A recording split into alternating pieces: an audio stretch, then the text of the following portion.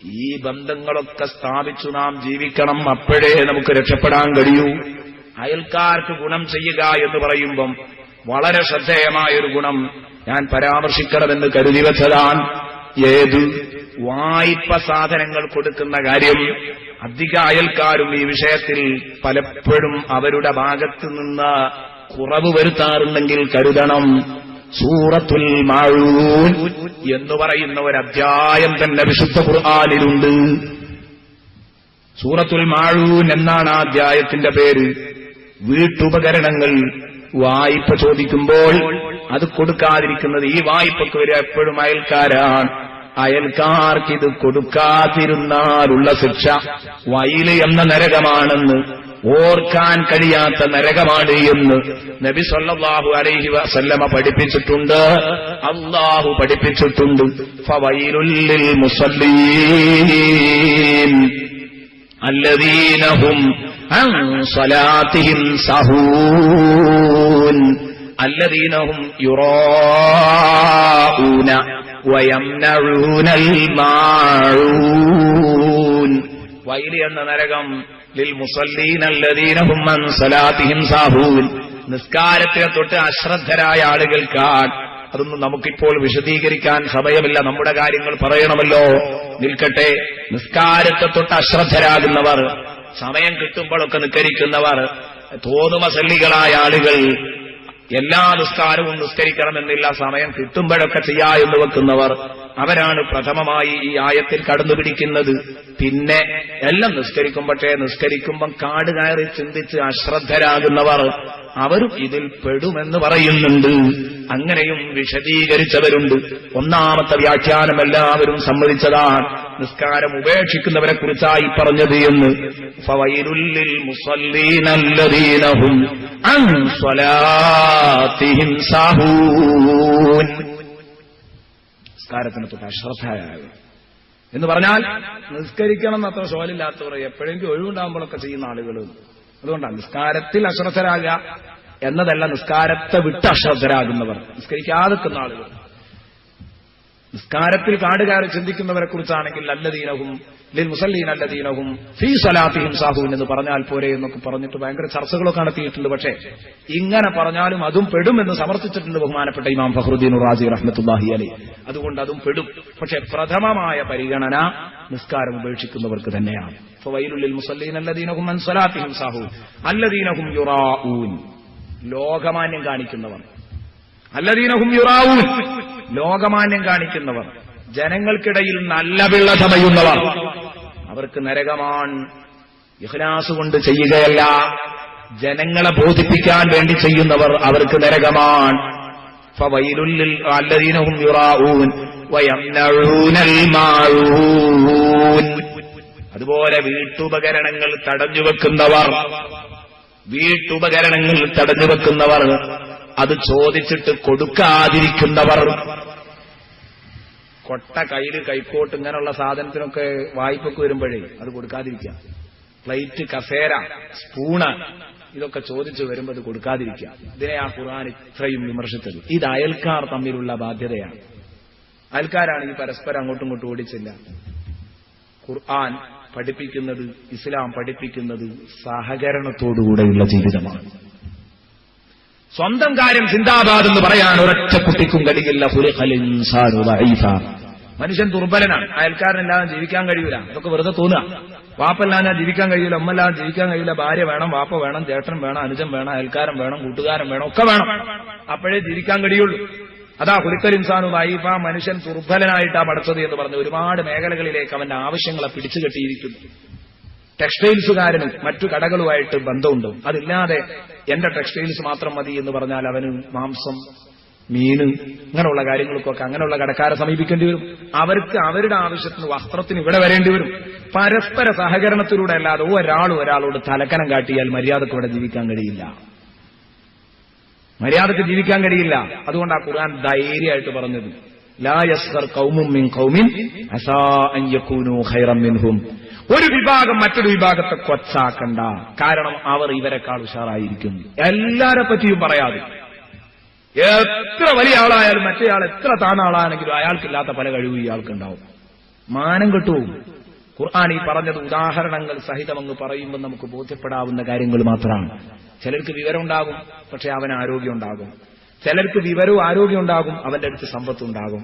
അവന്റെ അടുത്ത് സമ്പത്തുണ്ടെങ്കിൽ ഇവന്റെ അടുത്ത് സമ്പത്തുണ്ടെങ്കിൽ അവന്റെ അടുത്ത് വിവരം ഉണ്ടാകും. ഇങ്ങനെ എന്തെങ്കിലുമൊക്കെ നിരക്ക് അവനെ ആശ്രയിക്കേണ്ട ചുറ്റുപാട് നമുക്ക് വരും നിർബന്ധമായും. അതുകൊണ്ട് ആരെയും കുതിരയാക്കാൻ പറ്റില്ല. അങ്ങോട്ടും പറയാൻ പറ്റില്ല, അങ്ങോട്ടും പറയാൻ പറ്റില്ല. അയൽവാസി എന്ന് പറയുന്നത് നിന്റെ എല്ലാ നിലക്കുമുള്ള താങ്ങും തണലുമാണ് യഥാർത്ഥത്തിൽ ഒരു നല്ല അയൽവാസി. അയൽവാസി നിനക്ക് ദുഷിക്കാനൊരുങ്ങിയാലോ കിട്ടുന്ന കാശിന് നിന്റെ വീടും പറമ്പും വിറ്റ് നീ മറ്റൊരിടം നോക്കുമെന്നത് നമ്മുടെയൊക്കെ അനുഭവങ്ങളായിരിക്കും. അയൽക്കാർ നന്നാവേണ്ടതുണ്ട്. എന്തിനാണ് അയൽക്കാർ നന്നാവുന്നത്?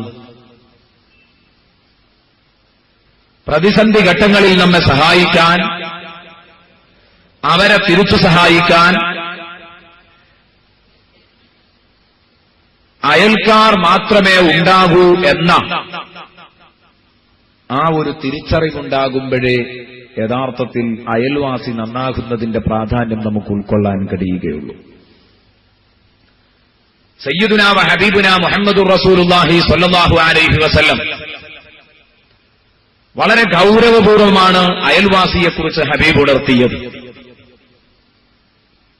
ഒരിക്കൽ ഹബീബ് മുഹമ്മദ് മുസ്തഫ സ്വല്ലല്ലാഹു അലൈഹി വസല്ലമ തങ്ങൾ പറഞ്ഞു, വല്ലാഹി ലാ യുഅ്മിൻ, വല്ലാഹി ലാ യുഅ്മിൻ, വല്ലാഹി ലാ യുഅ്മിൻ.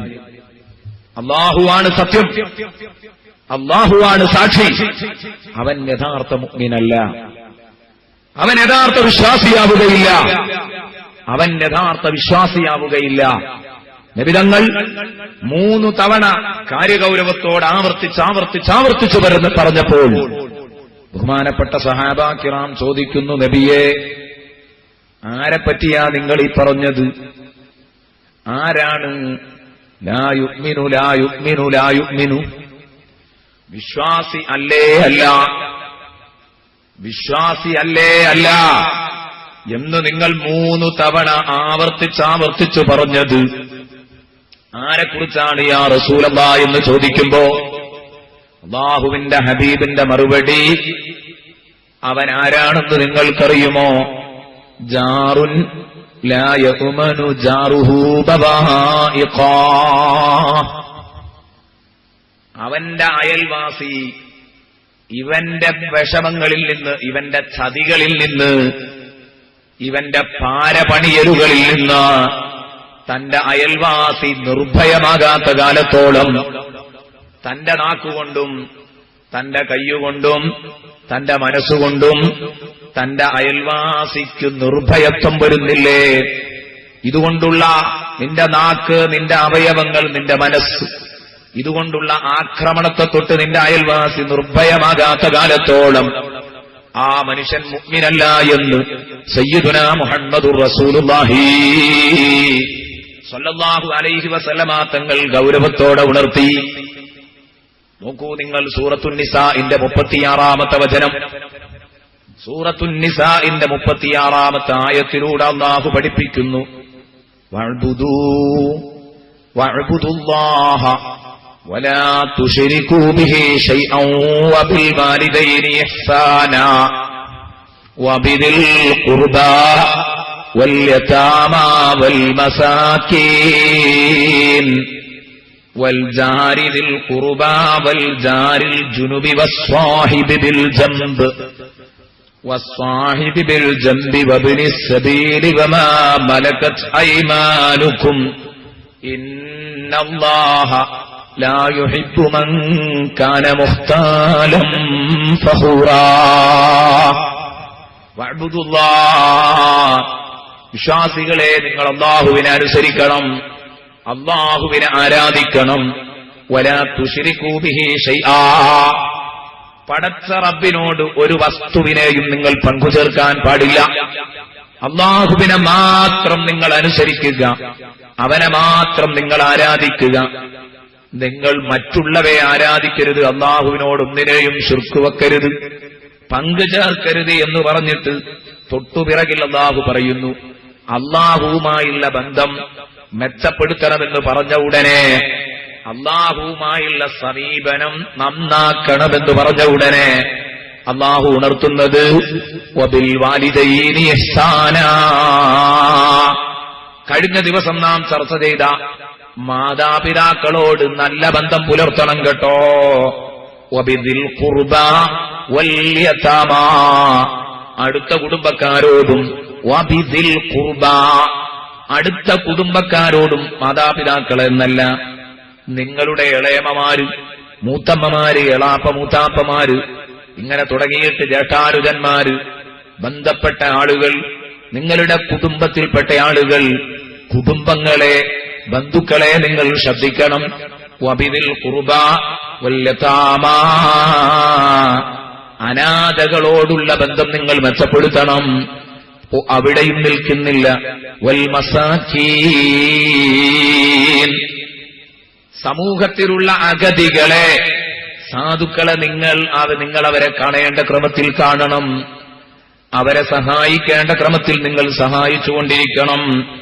ഈ കാര്യം പറഞ്ഞിട്ട് അതിനോട് കൂട്ടിച്ചേർത്തല്ല പറയുന്നു വൽ ജാരി ദിൽ ഖുർബാ, തൊട്ടടുത്തുള്ള അയൽവാസി, വൽ ജാരിൽ ജുനുബ്, നിന്നെ തൊട്ട് ദൂരെയുള്ള അയൽവാസി, ഇവരുടെ കാര്യവും നീ ശ്രദ്ധിക്കണം. വൽ ജാരി ദിൽ ഖുർബാ, കുടുംബ ബന്ധമുള്ള അയൽവാസി, വൽ ജാരിൽ ജുനുബ്, അന്യനായ അയൽവാസി. രണ്ടർത്ഥമാണ് മഹാന്മാരായ മുഫസ്സിറുകൾ ഈ ആയത്തിന് വിശദീകരിച്ചു കൊടുത്തത്. കുടുംബക്കാരനായ അയൽവാസിയെയും അന്യനായ അയൽവാസിയെയും ശ്രദ്ധിക്കണം.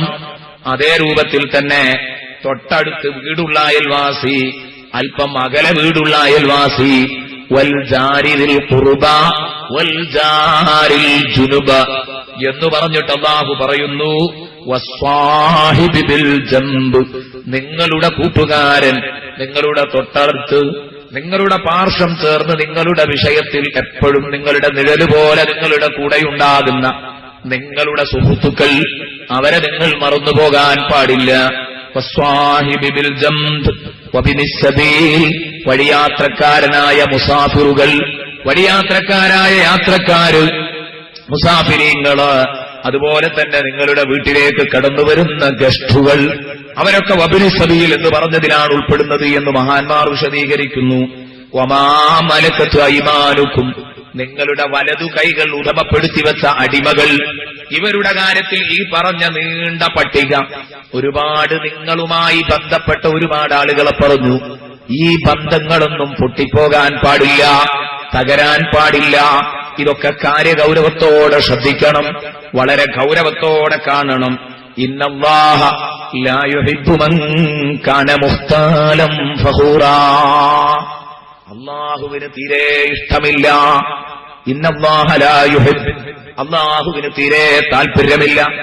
മൻ കാന മുഖ്താല, നിങ്ങളുടെ കൂട്ടത്തിൽ നെഞ്ചുന്തി നടക്കുന്നവനോട് അല്ലാഹുവിന് ഇഷ്ടമില്ല. അഹങ്കാരി ആരാണോ അവനെ പടച്ച റബ്ബ് പൊരുത്തപ്പെടില്ല. മുഖ്താലൻ ഫഖൂറ, ദുരഭിമാനിയായ മനുഷ്യനെ അല്ലാഹു പൊരുത്തപ്പെടില്ല. ഇന്നല്ലാഹ ലാ യുഹിബ്ബു മൻ കാന മുഖ്താലൻ ഫഖൂറ. ഈ ആയത്തിലൂടെ, ഈ നീണ്ട ആയത്തിലൂടെ അല്ലാഹു സുബ്ഹാനഹു വ തആല നമ്മെ പഠിപ്പിക്കുന്നു അയൽവാസികളോടുള്ള ബാധ്യതയുടെ കടുപ്പം. അവസാനം പറഞ്ഞ വാക്ക് ഇൻഷാ അല്ലാഹ് പിന്നീട് പറയാം. ഇന്നല്ലാഹ ലാ യുഹിബ്ബു മൻ കാന മുഖ്താലൻ ഫഖൂറ. അതാണ് ആരുമായും ബന്ധം തകരാനുള്ള കാരണം, അയൽവാസിയുമായും തകരാനുള്ള കാരണം അതാണ്, എവിടെയും തകർന്നു പോകാനുള്ള കാരണം അതാണ്. അത് ഇൻഷാ അല്ലാഹ് എന്റെ പ്രസംഗത്തിന്റെ അവസാന ഭാഗം ഞാൻ പറയാം. ഇപ്പോൾ എന്റെ കൂട്ടുകാർ, സഹോദരന്മാർ, നിങ്ങൾ ശ്രദ്ധിക്കേണ്ടത് ഈ ആയത്തിൽ അല്ലാഹു വൽ ജാരി ദിൽ ഖുർബാ വൽ ജാരിൽ ജുനുബ്, തൊട്ടടുത്ത കുടുംബക്കാരനായ അയൽവാസി, വൽ ജാരിൽ ജുനുബ്, അതുപോലെ അകന്ന അയൽവാസി, അന്യനായ അയൽവാസി, അല്ല നിന്റെ വീട്ടിന്റെ തൊട്ടടുത്തുള്ള അയൽവാസി, നിന്റെ വീട്ടിന്റെ തൊട്ടടുത്ത് വീട് കൊണ്ട് അടുത്ത അയൽവാസി, ആ അയൽവാസിയെ നീ കൂടുതൽ ശ്രദ്ധിക്കണം. വീടിനോട് അകന്നു നിൽക്കുന്ന അയൽവാസിയെയും നീ ശ്രദ്ധിക്കണം. ഇങ്ങനെയാണ് അല്ലാഹു സുബ്ഹാനഹു വ തആല ഈ കാര്യം നമ്മെ ബോധ്യപ്പെടുത്തിയത്. ഇൻഷാ അല്ലാഹ് അതൊക്കെ ഹദീസുകളിൽ നബി സല്ലല്ലാഹു അലൈഹി വസല്ലം ആ രൂപത്തിൽ തന്നെ നമ്മെ പഠിപ്പിക്കുന്നുണ്ട്. നമുക്ക് അത് ചർച്ച ചെയ്യാം. എന്നിട്ട് നമ്മുടെ അയൽപക്ക ബന്ധത്തിൽ നല്ല ഒരു മാറ്റം വരണം. എപ്പോഴും അയൽക്കാർ തമ്മിൽ ഒരസൂയ മനസ്സ് നിലനിൽക്കുന്നു എന്നതൊരു പരമാർത്ഥമാണ്. മാറണം. തന്റെ അയൽക്കാരന്റെ വീട് അല്പമൊന്ന് മെച്ചപ്പെടുമ്പോഴേക്ക് അയൽക്കാരിയുടെ ഭർത്താവിന് അല്പമൊന്ന് ജോലി മെച്ചപ്പെടുമ്പോഴേക്ക് മറ്റേ അയൽക്കാരിക്കത് താങ്ങാനാവുന്നില്ല. സഹോദരി, നിന്റെ അയൽക്കാരി അല്പമൊന്ന് നിഅ്മത്ത് കൂടുമ്പോഴേക്ക്, അവളുടെ ഡ്രസ്സൊന്ന് നന്നാകുമ്പോഴേക്ക്, അവളുടെ ദേഹമൊന്ന് അല്പം നന്നാകുമ്പോഴേക്ക് അവളോട് അസൂയ മനസ്സ് നിനക്ക് തോന്നുന്നുണ്ടോ? നീ മുഅ്മിനായ അയൽവാസിയാവുകയില്ല. ഇന്ന കുല്ലദീ നിഅ്മത്തിൻ മഹ്സൂദ്. ശഫീഉനാ മുഹമ്മദുർ റസൂലുള്ളാഹി നബി തങ്ങൾ പറഞ്ഞതാണ്, അനുഗ്രഹമുള്ളവരാരാണോ, ഏത് അനുഗ്രഹത്തിന്റെയും ഉടമകൾ, അല്ലാഹു എന്തെങ്കിലും നിഅ്മത്ത് ആർക്കെങ്കിലും കൊടുത്തിട്ടുണ്ടോ, അവരൊക്കെയും മഹ്സൂദ്, അവരോട് അസൂയ വെക്കപ്പെടും, അസൂയക്കിരയാവുമെന്ന കാര്യത്തിൽ തർക്കമില്ല. ഇതാണ് പ്രധാനമായും നമ്മുടെ രോഗം. അതുകൊണ്ട് അയൽക്കാരോടൊരിക്കലും അസൂയ മനസ്സുണ്ടാവരുത്. അയൽപക്ക ബന്ധം എന്ന് പറയുന്നത് എത്ര വലിയ ബന്ധമാണ്. അയൽപക്ക ബന്ധം എന്ന് പറയുന്നത് വളരെ പ്രധാനപ്പെട്ട നിസ്തുലമായ ഒരു ബന്ധമാണ്. ഒരു വേള കുടുംബത്തെക്കാൾ ഗൗരവത്തോടെ കാണേണ്ടവനാണ് അയൽവാസി. കുടുംബത്തെക്കാൾ ഗൗരവത്തോടെ കാണേണ്ടവനാണ് അയൽവാസി. അങ്ങ് ദൂരെയുള്ള കുടുംബക്കാർ, അവരൊരു പക്ഷേ പ്രശ്നങ്ങൾ വരുമ്പോൾ, നമുക്ക് പ്രതിസന്ധി ഘട്ടങ്ങൾ വരുമ്പോൾ അവരോടിയെത്തി നമ്മെ സഹായിക്കാൻ സമയം പിടിച്ചേക്കാം. അവിടെയാണ് നിങ്ങളുടെ വീട്ടിന്റെ തൊട്ടടുത്തുള്ള അയൽവാസിയുമായി നിങ്ങളുടെ നല്ല ബന്ധം നിങ്ങളുടെ ബന്ധം മെച്ചപ്പെടുത്തേണ്ടതിന്റെ പ്രാധാന്യം കടന്നുവരുന്നത്. സയ്യിദുനാ മുഹമ്മദുർ റസൂലുള്ളാഹി സ്വല്ലല്ലാഹു അലൈഹി വസല്ലമ തങ്ങൾ ഇതുകൊണ്ടാണ് പറഞ്ഞത്, ഒരു അയൽക്കാരൻ, അവന്റെ അയൽക്കാരൻ, ഒരു മുസ്ലിം അവന്റെ അയൽക്കാരൻ ഇവന്റെ വഞ്ചനകളെ തൊട്ട് നിർഭയമാകാത്ത കാലത്തോളം അവൻ യഥാർത്ഥ വിശ്വാസിയല്ല എന്ന് നബിതങ്ങൾ ആണയിട്ട് പ്രഖ്യാപിക്കാനുണ്ടായ കാരണം ഇതാണ്. ഈ ബന്ധത്തിന്റെ കെട്ടുറപ്പ് നമ്മെ പഠിപ്പിച്ചു തരാനാണ്. എത്രമാത്രം കെട്ടുറപ്പുള്ള ബന്ധമാകണം അത് എന്ന് പഠിപ്പിച്ചു തരാനാണ് ഹബീബ് മുഹമ്മദ് മുസ്തഫ സല്ലല്ലാഹു അലൈഹി വസല്ലമ തങ്ങൾ ഇങ്ങനെ ചെയ്യാനുണ്ടായ കാരണം. എന്റെ കൂട്ടുകാർ ശ്രദ്ധിക്കണം. അല്ലാഹു സുബ്ഹാനഹു വ തആല ഗൗരവത്തോടെ പറഞ്ഞു, അല്ലാഹുവിന്റെ പ്രവാചകൻ ഗൗരവത്തോടെ പറഞ്ഞു. ഒരിക്കൽ ബഹുമാനപ്പെട്ട ആയിഷ ബീവി റളിയല്ലാഹു അൻഹാ, ബഹുമാനപ്പെട്ട ബീവി ആയിഷ റളിയല്ലാഹു അൻഹ പറയുകയാണ്, ഞാൻ നബി സല്ലല്ലാഹു അലൈഹി വസല്ലമ തങ്ങളുടെ എന്നോട് നബി സല്ലല്ലാഹു അലൈഹി വസല്ലമ തങ്ങൾ ഒരിക്കൽ പറഞ്ഞു, ഖാല സല്ലല്ലാഹു അലൈഹി വസല്ലം മാ സാല ജിബ്രീൽ യൂസീനി ബിൽ ജാരി ഹത്താ ദനന്തു അന്നഹു സയുവരിസുഹു സദഖ മുഹമ്മദുർ റസൂലുള്ളാഹി. അത് മാത്രം മതി അയൽവാസിയുടെ ബന്ധം എത്രമാത്രം സുദൃഢമാണെന്ന് മനസ്സിലാക്കാൻ. അയൽപക്ക ബന്ധം എന്ന് പറഞ്ഞാൽ ഒരു ചെറിയ പരിപാടിയല്ല എന്ന് മനസ്സിലാക്കാൻ ആ ഒരൊറ്റ ഹദീസ് മതി. നബി തങ്ങൾ പറഞ്ഞു, നിങ്ങൾക്കറിയോ, ഒരു സമയത്ത് ജിബ്രീൽ എന്നോട് വന്നിട്ട് അയൽവാസിയുടെ കാര്യത്തിൽ എന്നോട് ഇങ്ങനെ വസിയത്ത് ചെയ്തുകൊണ്ടിരുന്നു. മാദാല ജിബ്രീൽ യൂസീനി, ജിബ്രീൽ എന്നോട് വസിയത്ത് ചെയ്തുകൊണ്ടിരുന്നു, ഉപദേശം തുടർന്നുകൊണ്ടിരുന്നു. ബിൽജാരി, അയൽവാസിയുടെ കാര്യത്തിൽ. നബിയെ, അയൽക്കാരൻ പട്ടിണി കിടക്കരുത് കേട്ടോ. അയൽക്കാരൻ പട്ടിണി കിടക്കുമ്പോൾ നിങ്ങൾ വയറു നിറയെ ഉണ്ണരുത്. അയൽക്കാരന് വിഷമമെത്തുമ്പോൾ നിങ്ങൾ കണ്ണടക്കരുത്. അയൽക്കാരന് സന്തോഷം വരുമ്പോൾ നിങ്ങൾ അസൂയ കാണിക്കരുത്. എന്തെല്ലാം അയൽക്കാരന്റെ കാര്യത്തിൽ ശ്രദ്ധിക്കണോ അതൊക്കെ എന്നോട് ജിബ്രീൽ അലൈഹിസ്സലാം ഇങ്ങനെ വസിയത്ത് ചെയ്തുകൊണ്ടിരുന്നു. അവനെ സംരക്ഷിക്കേണ്ട, അവനെ സഹായിക്കേണ്ട, അവനുമായി നല്ല സമീപനം കാഴ്ചവെക്കേണ്ട ആവശ്യത്തെക്കുറിച്ച് എന്നോട് പറഞ്ഞു പറഞ്ഞു പറഞ്ഞ് ഞാൻ വിചാരിച്ചുപോയി ജിബ്രീൽ അലൈഹിസ്സലാം അയൽവാസിയെ എന്റെ അനന്തരാവകാശിയായി പ്രഖ്യാപിക്കുമോ എന്ന് ഞാൻ പേടിച്ചുപോയി. ഞാൻ മരിച്ചാൽ എന്റെ സ്വത്തില് അയൽവാസിക്ക് സ്വത്തുണ്ടെന്ന് വരെ നബി പറയോ എന്ന് ഞാൻ ജിബ്രീൽ പറയോ എന്ന് വരെ ഞാൻ ഭയന്നുപോയി. ജിബ്രീൽ അലൈഹിസ്സലാം നബി സല്ലല്ലാഹു അലൈഹി വസല്ലം പറയുകയാണ്. ജിബ്രീൽ ഇങ്ങനെ പറഞ്ഞത് കേട്ടിട്ട്, അയൽവാസിയുടെ പ്രാധാന്യം പറഞ്ഞത് കേട്ടിട്ട് എനിക്ക് തോന്നിപ്പോയി, ഞാൻ മരിച്ചാൽ എന്റെ അനന്തരാവകാശം അവന് കിട്ടുമോ, കുടുംബക്കാർക്ക് കിട്ടുന്നത് പോലെ അനന്തരാവകാശം കിട്ടിപ്പോകുമോ എന്ന് വരെ ഞാൻ ധരിച്ചുപോയി. അത് പറഞ്ഞിട്ടില്ല, അതുവരെ പറയോ എന്ന് എനിക്ക് തോന്നിപ്പോയി. അപ്പൊ അത്രയും വിഷയമുള്ള കാര്യമാണ് യഥാർത്ഥത്തിൽ അയൽപക്കബന്ധം എന്ന് പറയുന്നത്. ഇതിനെ ചെറുതായി കാണേണ്ട വിഷയമല്ല. ഈ ബന്ധം ഉടയുന്നതിന് കാരണമാകുന്നത്, ഉടയാൻ കാരണമാകുന്ന കാര്യങ്ങൾ എന്തൊക്കെയാണ്, അത് മുഴുവനും നമ്മുടെ ജീവിതത്തിൽ നിന്ന് നാം വർജിക്കേണ്ടതാണ്. ഒരുപാട് ഹദീസുകൾ, നിരവധി ഹദീസുകൾ എന്റെ പ്രിയപ്പെട്ട കൂട്ടുകാരുടെ മുമ്പിൽ അവതരിപ്പിക്കാനുണ്ട്, പറയാനുണ്ട്. ബഹുമാനപ്പെട്ട നബി സല്ലല്ലാഹു അലൈഹി വസല്ലമ തങ്ങൾ പറയുന്ന മറ്റൊരു ഹദീസ് ശ്രദ്ധിക്കുക. മൻ കാന യുഅ്മിനു ബില്ലാഹി വൽ യൗമിൽ ആഖിർ, ആരാണോ മൻ കാന യുഅ്മിനു ബില്ലാഹി വൽ യൗമിൽ ആഖിർ, അല്ലാഹുവിനെ കൊണ്ടും അന്ത്യനാൾ കൊണ്ടും വിശ്വാസമുള്ള, മരിക്കണമെന്ന് ബോധമുള്ള, പരലോകമുണ്ടെന്ന് ബോധമുള്ള, അല്ലാഹു ഉണ്ടെന്ന് ബോധമുള്ള ഏതൊരു മുസ്ലിമുണ്ടോ ഫല്യുഹ്സിൻ ഇലാ ജാരിഹി, അവൻ അവന്റെ അയൽവാസിക്ക് ഗുണം ചെയ്യട്ടെ. ഫല്യുഹ്സിൻ ഇലാ ജാരിഹി, അവൻ അവന്റെ അയൽവാസിക്ക് ഗുണം ചെയ്യട്ടെ.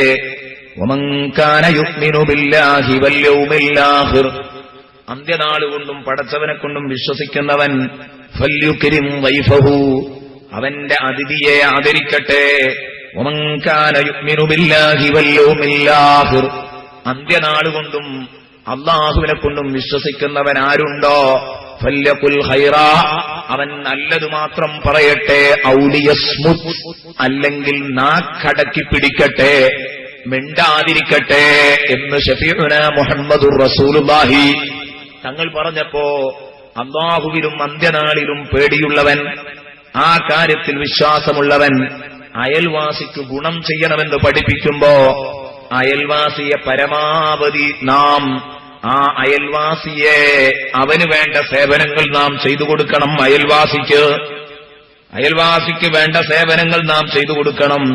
പഴയ സലഫു സ്വാലിഹീങ്ങളുടെ കഥ വായിക്കുമ്പോ അവരുടെ ചരിത്രം പറയുന്നിടത്ത് കാണാം, അവരൊരു വ്യക്തിയെ മനസ്സിലാക്കിയിരുന്നത് അവന്റെ അയൽപക്കത്ത് ചെന്ന് അന്വേഷിച്ചായിരുന്നു. നിന്റെ അയൽക്കാരൻ നിന്നാലില്ലവൻ എങ്ങനെയുണ്ട്, അവന്റെ അയൽക്കാരൻ അവനെപ്പറ്റി നല്ല അഭിപ്രായം പറയുന്നുണ്ടോ, പിന്നെ ഒരു കാര്യവും ചിന്തിക്കേണ്ടതില്ല, അവൻ നല്ലവൻ തന്നെ. റസൂലുള്ളാഹി തങ്ങൾ പറഞ്ഞ ഒരു ഹദീസിൽ കാണാം, ഇന്നലെ ഞാൻ പറഞ്ഞു 3 കാര്യം മനുഷ്യന്റെ സൗഭാഗ്യമാണ്, 4 കാര്യം മനുഷ്യന്റെ സൗഭാഗ്യമാണെന്ന് പഠിപ്പിച്ചു. 2 ഹദീസിനായി 3 എന്നും വേറെ ഒരു ഹദീസിൽ 4 എന്നും പഠിപ്പിച്ചു. അതേ വിഷയത്തിൽ അതേ സ്വഭാവത്തിൽ തന്നെ നബിതങ്ങൾ വേറെ ഒരു സമയത്ത് 3 കാര്യം മനുഷ്യന്റെ വിജയമാണ്, സൗഭാഗ്യമാണെന്ന് പറഞ്ഞെടുത്തു. എണ്ണിയത് അസ്സകനുൽ വാസി, ഒന്ന് താമസിക്കാൻ കൊള്ളുന്ന ഒരു വീട്, വിശാലമായ ഒരു വീട്, താമസിക്കാൻ പറ്റുന്ന സൗകര്യമുള്ള സൗകര്യപ്രദമായ ഒരു വീട്. അത് നമ്മൾ കഴിഞ്ഞ ദിവസം എണ്ണിയതാണ്. മറ്റൊന്ന് പറഞ്ഞത് വളരെ സന്തോഷകരമായ ആ ഒരു വാഹനം അവനുണ്ടായിരിക്കണം. വൽ മർക്കബു സാലിഹ്, അവിടെയും കഴിഞ്ഞില്ല. 3ാമത് ഹബീബ് അവിടെ എണ്ണിയത് വൽ ജാറു സാലിഹ്, നല്ല ഒരയൽക്കാരനുണ്ടോ അതവന്റെ ഏറ്റവും വലിയ സൗഭാഗ്യമാണ്. നല്ല അയൽക്കാരനുണ്ടോ എങ്കിൽ അതവന്റെ ഏറ്റവും വലിയ സൗഭാഗ്യമായി വേണം കാണാൻ. നിങ്ങൾ ചിന്തിച്ചു നോക്കൂ പ്രിയപ്പെട്ട കൂട്ടുകാർ, സയ്യിദുനാ മുഹമ്മദുർ റസൂലുള്ളാഹി തങ്ങളതാ ഒരിക്കൽ സ്ത്രീ വിഭാഗത്തെ വിളിച്ചു പറയുന്നു, എന്തേ ഇത്, എന്റെ പ്രസംഗം കേൾക്കുന്ന പെണ്ണുങ്ങൾ മനസ്സിലാക്കണം, അയൽക്കാരികൾ തമ്മിൽ പാരയാകുന്ന അത്ര അയൽക്കാര് തമ്മിൽ പാരയാവാറില്ല. പല അയൽപക്ക ബന്ധങ്ങളിലും കയ്പുനീര് കുടിക്കുന്ന അനുഭവം വരുന്നത് രണ്ടു കുടുംബത്തിലെ പെണ്ണുങ്ങൾ കടന്നു വരുമ്പോ ആ പെണ്ണുങ്ങൾ തമ്മിലുള്ള സ്വരചേർച്ച കമ്മി മാത്രമാണതിന് കാരണം. കഴിഞ്ഞിട്ടില്ല ഒരു കുടുംബത്തിൽ പ്രശ്നമുദിക്കാറുള്ളത് ജ്യേഷ്ഠനും അനുജനും രണ്ടു കുടുംബത്തിൽ നിന്ന് രണ്ടു മാതാപിതാക്കളുടെ മക്കളായ ഭാര്യമാരെ കൊണ്ടുവരുമ്പോഴാണ്. സഹോദരിമാര് നല്ലവണ്ണം ശ്രദ്ധിക്കണം. നിങ്ങൾ നിങ്ങളുടെ സഹോദരിമാരെ അവഗണിക്കുന്ന ഒരു സ്വഭാവം പഴയ കാലത്ത് ഉപ്പമാര് പറഞ്ഞിരുന്നതുപോലെ എന്തായാലും രണ്ടു പെണ്ണുങ്ങൾ തമ്മിൽ യോജിക്കില്ല എന്ന് ഉപ്പമാർ സാധാരണഗതിയിൽ പറഞ്ഞിരുന്നു. രണ്ടു തല തമ്മിൽ യോജിക്കും, പക്ഷേ രണ്ടു സ്ഥലങ്ങൾ തമ്മിൽ യോജിക്കില്ല എന്ന് പഴയകാല ഉപ്പമാര് പറഞ്ഞിരുന്നത് വളരെ വലിയ പരമാർത്ഥമാണ്. അതുകൊണ്ടാണത്രേ ഈ ഹദീസ് വിശദീകരിച്ചുകൊണ്ട് മഹാന്മാര് പറയുന്നു, നബിതങ്ങള് ഒരയൽക്കാരി അയൽക്കാരിയെ നിന്ദിക്കരുത് എന്ന് പറയാൻ കാരണം അയൽക്കാരനെ കുറിച്ച് പറഞ്ഞിട്ടുണ്ട്. അത് മൊത്തമായിട്ടാണ് ഈ ചർച്ച. പക്ഷേ പെണ്ണുങ്ങളെ വിളിച്ച് പ്രത്യേകം പെണ്ണുങ്ങളെ അഭിസംബോധനം ചെയ്തിട്ട് നബി പറഞ്ഞു, യാ നിസാ അൽ മുസ്ലിമാത് ലാ തഹ്ഖിറന്ന ജാറത്തുൻ ലിജാറതിഹാ വലൗ ഫിർസിന ഷാ. സയ്യിദുനാ മുഹമ്മദുർ റസൂലുള്ളാഹി തങ്ങൾ പറഞ്ഞു, യാ നിസാ അൽ മുസ്ലിമാത്, അല്ലയോ മുസ്ലിം പെണ്ണുങ്ങളെ. ഇതാ ഞാൻ പറഞ്ഞത്. എന്റെ ശബ്ദം കേൾക്കുന്ന സഹോദരിമാര്, മുസ്ലിം സഹോദരിമാര് ചിന്തിക്കൂ. അയൽവാസികളുമായി പിണങ്ങിയവരുണ്ടെങ്കിൽ ഈ പ്രഭാഷണം കഴിഞ്ഞ് വീട്ടിലെത്തി ഇന്നു രാത്രിയൊന്നാഴത്തിൽ ചിന്തിച്ച് നാളെ അതിരാവിലെ കടന്നു ചെന്ന് പിണങ്ങി നിൽക്കുന്ന പാത്തുമ്മത്താത്തനോട് സലാം പറയാൻ ആയിഷത്താത്തക്കാവണം. തിരിച്ചിങ്ങോട്ട് വന്ന് ബന്ധപ്പെടാൻ പാത്തുമ്മത്താത്തക്കാവണം. പരസ്പരം കുറുമ്പും കുശുമ്പും അങ്ങൊഴിവാക്കിയിട്ട്, പോരും അസൂയയും ഒഴിവാക്കിയിട്ട് നിങ്ങൾ അയൽക്കാരികൾ പരസ്പരം പൊരുത്തത്തിൽ ജീവിക്ക്.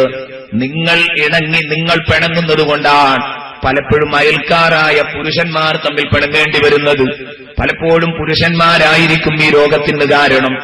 ആരായാലും ചെയ്യാൻ പാടില്ല. സ്ത്രീകളിൽ ഇതല്പം കൂടുതലാണെന്ന കാരണം കൊണ്ടാണ് ദുരിതങ്ങൾ പറഞ്ഞത്. ഒരയൽവാസിനിയും മറ്റൊരയൽവാസിനിയെ കൊച്ചാക്കാൻ പാടില്ല. ലാ തഹ്ഖിറന്ന ജാറത്തുൻ ലിജാറതിഹാ വലൗ ഫിർസിന ഷാത്തിൻ. അതൊരാട്ടിന്റെ കുളമ്പാട് നിനക്ക് ഹദിയയായി നിന്റെ അയൽക്കാരി തന്നയച്ചതെങ്കിൽ, അയൽവാസിനി തന്നയച്ചതെങ്കിൽ സന്തോഷപൂർവം അത് സ്വീകരിക്കണം.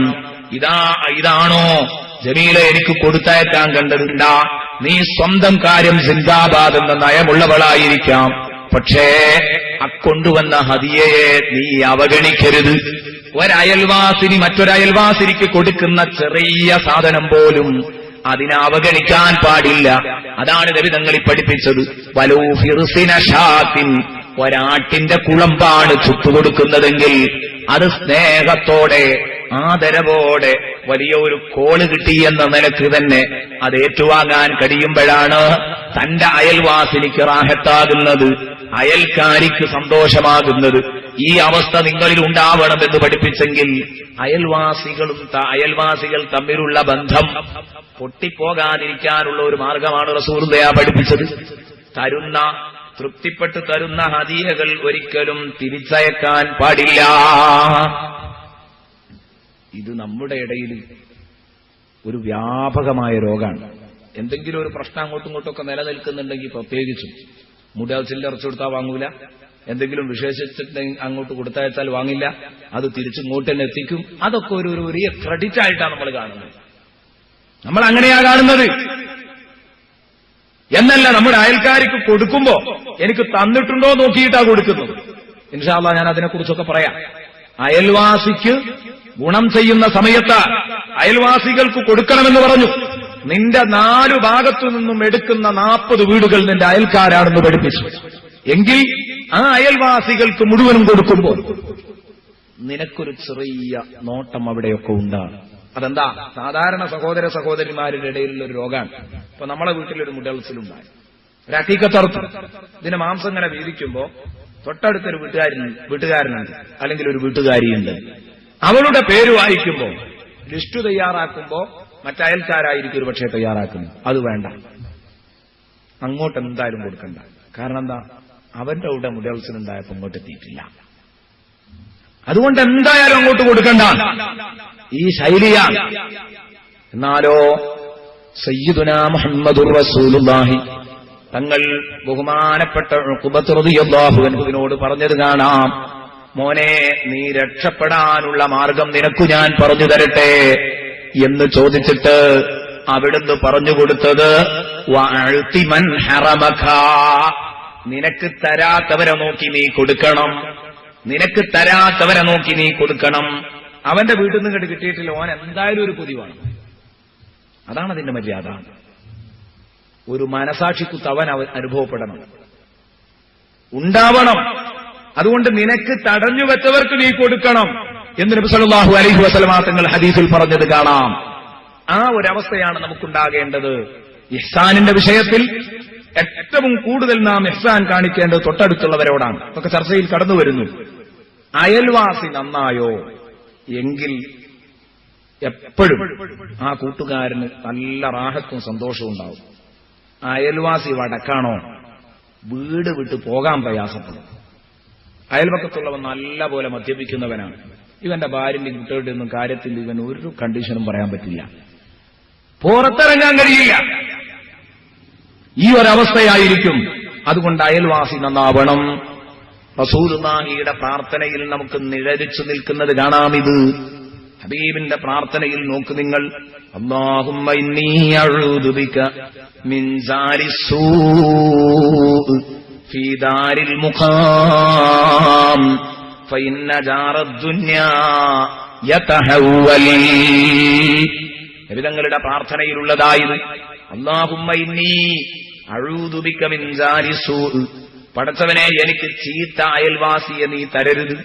ചീത്ത അയൽവാസിയുടെ അയൽപക്കത്തെ തൊട്ട് ഞാൻ നിന്നോട് അഭയം തേടുന്നു റബ്ബേ. ഫീ ദാരിൽ മുഖാം, ശാശ്വതമായ വീട്ടിൽ നാളെ സുഖലോക സ്വർഗത്തിൽ എനിക്ക് ചീത്തയായ അയൽക്കാരുണ്ടാവരുത്.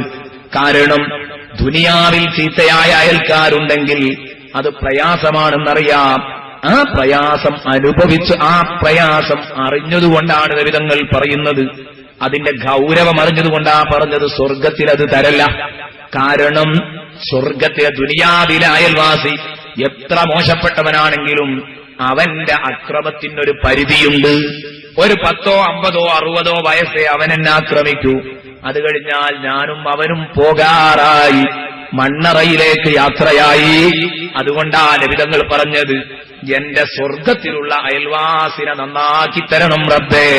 കാരണം ഇന്ന ജാറദ്ദുനിയാ യതഹവ്വൽ, കാരണം ദുനിയാവിലെ അയൽവാസി നീങ്ങിപ്പോകും.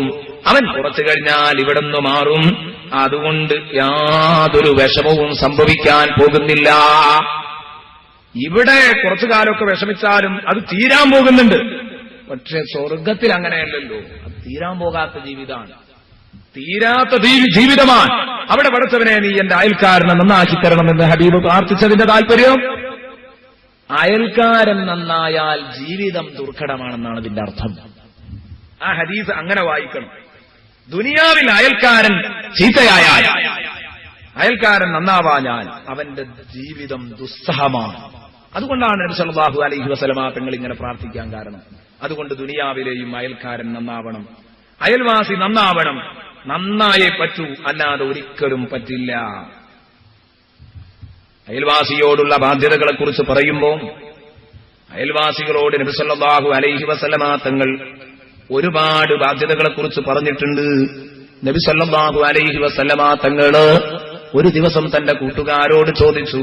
നോക്കൂ, നിങ്ങൾ പറയുന്നത് മിഖ്ദാദ് ഇബ്നുൽ അസ്വദ് റളിയല്ലാഹു അൻഹു, മഹാനവറുകൾ പറയുന്നു, അബൂ ദബിയത്തുൽ കിലായി റളിയല്ലാഹു അൻഹു പറഞ്ഞു, മിഖ്ദാദ് ഇബ്നുൽ അസ്വദ് റളിയല്ലാഹു അൻഹു പറഞ്ഞത് ഞാൻ കേട്ടു. സഅല റസൂലുള്ളാഹി സ്വല്ലല്ലാഹു അലൈഹി വസല്ലമ സുഹാബാ, നബിതങ്ങൾ ഒരിക്കൽ തന്റെ കൂട്ടുകാരോട് ചോദിച്ചു.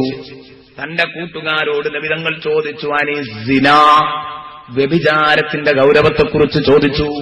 വ്യഭിചാരത്തെപ്പറ്റി നിങ്ങളുടെ അഭിപ്രായം എന്താണ്?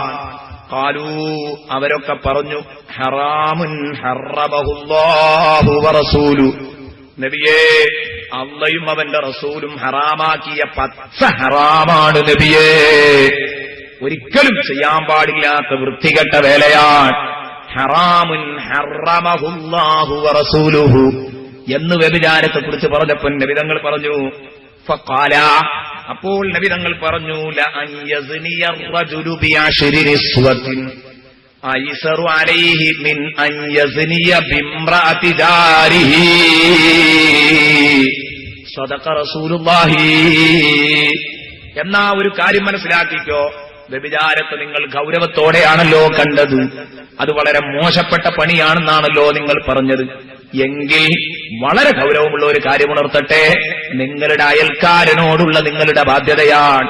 അയൽക്കാരൻ വീട്ടിലില്ലാത്തപ്പോ അയൽക്കാരന്റെ ഭാര്യയെ നീ ഒരിക്കലും വശീകരിക്കാൻ പാടില്ല. ഇന്ന് പല അയൽപക്കങ്ങളും നാറിക്കൊണ്ടിരിക്കുന്നത് ഇക്കഥ കൊണ്ടാണ്.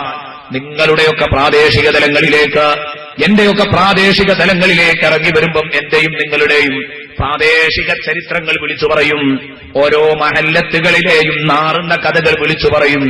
ഗൾഫുകാരനായ വീട്ടുകാരൻ, ആ ഗൾഫുകാരനായ വീട്ടുകാരന്റെ ഭാര്യയെ വട്ടമിട്ട് അവളെ നോട്ടമിട്ട് അല്പം സുന്ദരിയാണെങ്കിൽ കുറെ ഞരമ്പു രോഗികൾ പ്രവർത്തിച്ചുകൊണ്ടിരിക്കുമെന്നത് ശരിയാണ്. പെണ്ണാൺ, മനസ്സിന് കട്ടി കുറഞ്ഞവളാണ് പെണ്ണ്. പെണ്ണ് സ്വാഭാവികമായി പെട്ടുപോകും.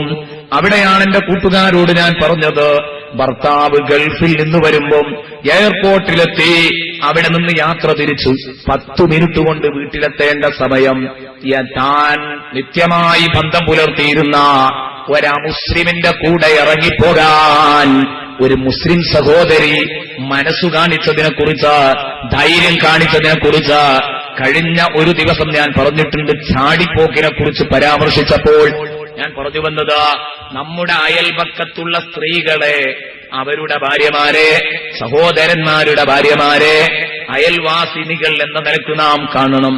അവർക്ക് വേണ്ട ഒത്താശകൾ വീട്ടിൽ നമ്മൾ അവർക്ക് വേണ്ട ഒത്താശകൾ ചെയ്തു കൊടുക്കാം. പക്ഷേ ഒരു കാരണവശാലും അവരോട് കൊഞ്ചിക്കൊടയാനോ അവരുടെ ജീവിത വിശുദ്ധി, അവരുടെ ചാരിത്രശുദ്ധി കളഞ്ഞു കുളിക്കാനോ പാടില്ല. വിഷയം ഗൗരവമാണ്. കാരണം നബിതങ്ങൾ പഠിപ്പിച്ചത് കണ്ടോ, ഒരു മനുഷ്യൻ 10 പെണ്ണുങ്ങളെ വ്യഭിചരിക്കൽ ഐസറു അലൈഹി, അത് അവനെ സംബന്ധിച്ചിടത്തോളം ഒരു ചെറിയ കാര്യമാണ്. മിൻ അൻ യസ്നിയ ബിംറഅതി ജാരിഹി, തന്റെ അയൽക്കാരന്റെ ഭാര്യയെ വ്യഭിചരിക്കുന്നതിനേക്കാൾ എത്രയോ എളുപ്പമാണ്, എത്രയോ സിമ്പിളാണ് 10 പെണ്ണുങ്ങളെ പുറത്തുള്ളവരെ പോയി വ്യഭിചരിക്കുന്നത്. വ്യഭിചാരം എന്ന് പറഞ്ഞത് വളരെ വളരെ വൃത്തികെട്ട ഏർപ്പാടാണ്. വ്യഭിചരിക്കുന്ന യോനിയിൽ, വ്യഭിചാരികളുടെ യോനിയിൽ നിന്നൊഴുകുന്ന നാറ്റം, ആ ദുർഗന്ധം നമ്മൾ നേരത്തെ പറഞ്ഞല്ലോ. യോനിയിൽ നിന്നൊഴുകുന്ന ആ സ്ഥലത്തിന്റെ സ്വഭാവത്തെക്കുറിച്ച് നാളെ പരലോകത്ത് അതിന്റെ ദുർഗന്ധം സഹിക്കാൻ കഴിയാതെ ഒരു വേള നരകശിക്ഷ പോലും മറപ്പിക്കുന്ന രൂപത്തിൽ അതിന്റെ ദുർഗന്ധമുണ്ടാകുമെന്ന് കഴിഞ്ഞ ഒരു ക്ലാസ്സിൽ, കഴിഞ്ഞ ഒരു പ്രസംഗത്തിൽ എന്റെ കൂട്ടുകാരെ ഉണർത്തിയിട്ടുണ്ട്. മറന്നുപോകണ്ട എന്റെ പ്രിയപ്പെട്ട മുഅ്മിനീങ്ങളെ, സഹോദരന്മാരെ, സഹോദരിമാരെ, ഇവിടെയാണ് വിഷയത്തിന്റെ ഗൗരവം നമ്മൾ കാണേണ്ടത്.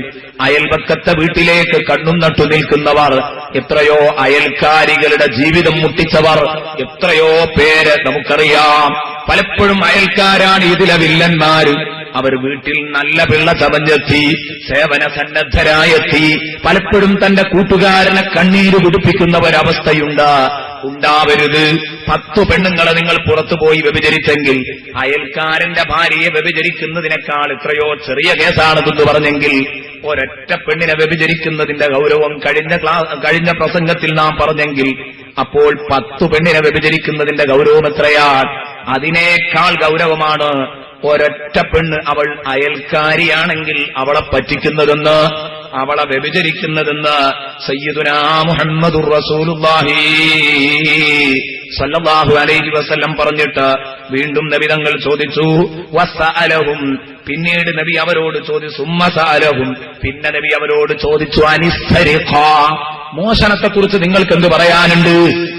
ഇത് മുഹമ്മദുർ റസൂലുള്ളാഹി തങ്ങൾ ചോദിച്ചു, വ്യഭിചാരത്തെക്കുറിച്ച് നിങ്ങൾ ഇങ്ങനെ അഭിപ്രായം പറഞ്ഞു, ഇനി മോഷണത്തെക്കുറിച്ച് നിങ്ങൾ എന്തു പറയുന്നു? കളവ്. ഇവർ പറഞ്ഞു ഹറാമുൻ ഹറമഹുല്ലാഹു വറസൂലുഹു, നബിയേ അല്ലാഹും അവന്റെ റസൂലും ഹറാമാക്കിയ മറ്റൊരു പച്ച ഹറാമാണിത്. ഒരൊറ്റ കുട്ടിയും ചെയ്യാൻ പാടില്ല. കൈ കൊത്തിക്കളയാൻ മാത്രം യോഗ്യതയുള്ള, അതിനു മാത്രം അർഹതയുള്ള വളരെ വൃത്തികെട്ട ഒരു ഏർപ്പാടാണ് എന്ന് പറയുമ്പോ നബിതങ്ങളുടെ മറുപടി, നബിതങ്ങൾ ഇത് ചോദിക്കുന്നത് ഈ കാര്യം പറയാനാ. ഫഖാല, നബിതങ്ങൾ പറഞ്ഞു, ലഅൻയസ്രിഖ അർറജുലു മിൻ അശ്റതി ബുയൂത് ഐസറു അലൈഹി മിൻ അൻ യസ്രിഖ മിൻ ബൈതി ജാരിഹി സദഖ റസൂലുള്ളാഹി. സ്വന്തം അയൽക്കാരന്റെ വീട്ടിൽ നിന്ന് മോഷ്ടിക്കുന്നത്, ഒരൊറ്റ അയൽക്കാരന്റെ വീട്ടിൽ കയറി മോഷ്ടിക്കുന്നത് 10 ആളുകളുടെ അന്യന്റെ വീട്ടിൽ പോയി മോഷ്ടിക്കുന്നതിനേക്കാൾ കടുപ്പമാണ്. പുറത്തുള്ള വീട്ടിൽ 10 വീട്ടിൽ പോയി നിങ്ങൾ മോഷ്ടിച്ചോ, പക്ഷേ അയൽക്കാരന്റെ വീട്ടിൽ കയറിയാൽ അതിലേറെ ഗൗരവമാണ്. ഇതിന്റെ അർത്ഥം 10 വീട്ടിൽ പുറത്തുപോയി മോഷ്ടിക്കാൻ പറഞ്ഞതല്ലത്, അയൽവാസിന്റെ ഗൗരവം മനസ്സിലാക്കാൻ പറഞ്ഞതാണ്. അയൽവാസിയും നമ്മളും തമ്മിലുള്ള ബന്ധം മനസ്സിലാക്കി തരാനാണ് ഇതൊക്കെ പറഞ്ഞത്. ഇവിടെയും നിങ്ങൾ ചിന്തിക്കണം. പലപ്പോഴും നമ്മളെ നാടുകളിൽ നടക്കുന്ന പല കളവുകളുടെയും പിന്നിൽ ഒറ്റുകൊടുക്കാനുണ്ടാകുന്നത് അയൽക്കാരനായിരിക്കും. കാരണം പല കേസുകളും നിങ്ങൾ കണ്ടിട്ടില്ലേ?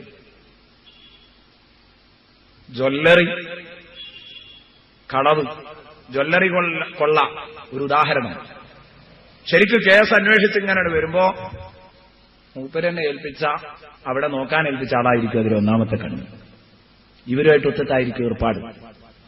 ഇതേ രൂപത്തില് തന്റെ തൊട്ടടുത്ത് തനിക്ക് സംരക്ഷണമേകേണ്ടവർ പല കേസുകളും തെളിഞ്ഞു വരുമ്പോ അയൽക്കാർ പ്രഥമ ദൃഷ്ട്യാ അതിലുണ്ടാവില്ല, പ്രത്യക്ഷത്തിൽ അവരെ കാണാൻ കഴിയില്ല. പക്ഷേ ഇതിനെ ഒറ്റുകാർ ഇവരായിരിക്കും. ഇവർ ഒറ്റിക്കൊടുത്തിട്ടാണ് പലപ്പോഴും കളവുകൾ നടക്കാറുള്ളത്. കാരണം ഈ വീട്ടിൽ ഇത്രയും വിലപിടിപ്പുള്ള സാധനമുണ്ട്, കുറുകൃത്യമായി ഇന്ന പോയിന്റിലാണതെന്ന് പറഞ്ഞു കൊടുക്കാൻ അയൽക്കാരന് കഴിയും. അയൽക്കാരൻ അതിനുണ്ടാകില്ല. പക്ഷേ അയൽക്കാരൻ മറ്റുള്ളവന് ഇത് പറഞ്ഞുകൊടുത്താൽ, ഈ അയൽക്കാരന്റെ വീടൊറ്റിക്കൊടുത്താൽ, അവന്റെ സമ്പത്തൊറ്റിക്കൊടുത്താൽ, അവന്റെ പെണ്ണിനെ ഒറ്റിക്കൊടുത്താൽ രക്ഷപ്പെടാൻ പോകുന്നില്ല. ഇതാ നബി തങ്ങൾ പറഞ്ഞത്, പുറത്തുള്ള 10 വീട്ടിൽ നിന്ന് കളവ് ചെയ്യുന്നതിനേക്കാൾ ഗൗരവമാണ് നിന്റെ അയൽവാസിയുടെ വീട്ടിൽ നിന്ന് കളവ് നടത്തുന്നത് എന്ന് മുഹമ്മദുർ റസൂലുള്ളാഹി സ്വല്ലല്ലാഹു അലൈഹി വസല്ലമ തങ്ങൾ പറഞ്ഞു. ബഹുമാനപ്പെട്ട അബ്ദുല്ലാഹിബ്നു ഉമർ അബ്ദുല്ലാഹിബ്നു അംർ റളിയല്ലാഹു അൻഹു, അബ്ദുല്ലാഹിബ്നു അംർ റളിയല്ലാഹു അൻഹു, ഇന്നഹു ദുബിഹത് ലഹു ഷാത്ത് ദാത യൗമിൻ, ഒരു ദിവസം ബഹുമാനപ്പെട്ടവരുടെ വീട്ടിൽ ഒരാടറുത്തു. ഇന്നഹു ദുബിഹത് ലഹു ഷാത്തുൻ ദാത യൗമിൻ, ഒരു ദിവസം മഹാനവറുകളുടെ വീട്ടിൽ ഒരാടറുത്തു. ഫജഅല യഖൂലു ലിഗുലാമിഹി, അവിടുന്ന് മഹാനവറുകൾ തന്റെ കുട്ടിയോട് പറഞ്ഞുകൊണ്ടിരുന്നു, അഹ്ദൈത ലിജാരിനൽ യഹൂദി, അഹ്ദൈത ലിജാരിനൽ യഹൂദി, നീ നമ്മുടെ ജൂതനായ അയൽക്കാരന് കൊടുത്തിട്ടുണ്ടോ? അയൽക്കാർ എന്തെങ്കിലും ഒന്ന് വിശേഷിച്ച് വീട്ടിലുണ്ടാക്കുകയാണെങ്കിൽ കഴിയുമെങ്കിൽ അതിന്റെ ഊഴം അയൽക്കാർക്കൊക്കെ എത്തിക്കണം. അങ്ങനെ എത്തിക്കുമ്പോ തന്റെ കുട്ടിയോട് അല്ലെങ്കിൽ തന്റെ അടിമയോട് ബഹുമാനപ്പെട്ട അബ്ദുല്ലാഹിബ്നു അംർ ചോദിക്കാ, മോനെ നീ അയൽക്കാരൻ, നിന്റെ അയൽക്കാരൻ ജൂതൻ കൊടുത്തിട്ടുണ്ടോ? കൊടുത്തിട്ടില്ലെങ്കിൽ കൊടുക്കണം. അഹ്ദൈത, നീ കൊടുത്തിട്ടുണ്ടോ? നീ ഹദിയയായി കൊടുത്തിട്ടുണ്ടോ? ലിജാരിനൽ യഹൂദി സമിഅ്തു റസൂലല്ലാഹി സ്വല്ലല്ലാഹു അലൈഹി വസല്ലമ യഖൂൽ, കാരണം മോനെ എന്റെ ഹബീബ് പറയുന്നത് ഞാൻ കേട്ടിട്ടുണ്ട്. മാദാല ജിബ്രീലു യൂസീനി ബിൽ ജാരി ഹത്താ ലനന്തു അന്നഹു സയുവരിസു, ജിബ്രീലിനോട് അയൽക്കാരന്റെ കാര്യത്തിൽ ഉപദേശിച്ച് അവന് അനന്തരാവകാശമുണ്ടെന്ന് പോലും ജിബ്രീൽ പറയുമോ എന്ന് ഞാൻ ധരിച്ചുപോയി എന്ന് നേരത്തെ പറഞ്ഞ ഹദീസ് ബഹുമാനപ്പെട്ട അബ്ദുല്ലാഹിബ്നു അംർ തന്റെ അടിമയോട് പറഞ്ഞിട്ട് പറയുന്നു, അതുകൊണ്ട് ജൂതനായ അയൽക്കാരനും കൊടുക്കണം കേട്ടോ. വൽ ജാരി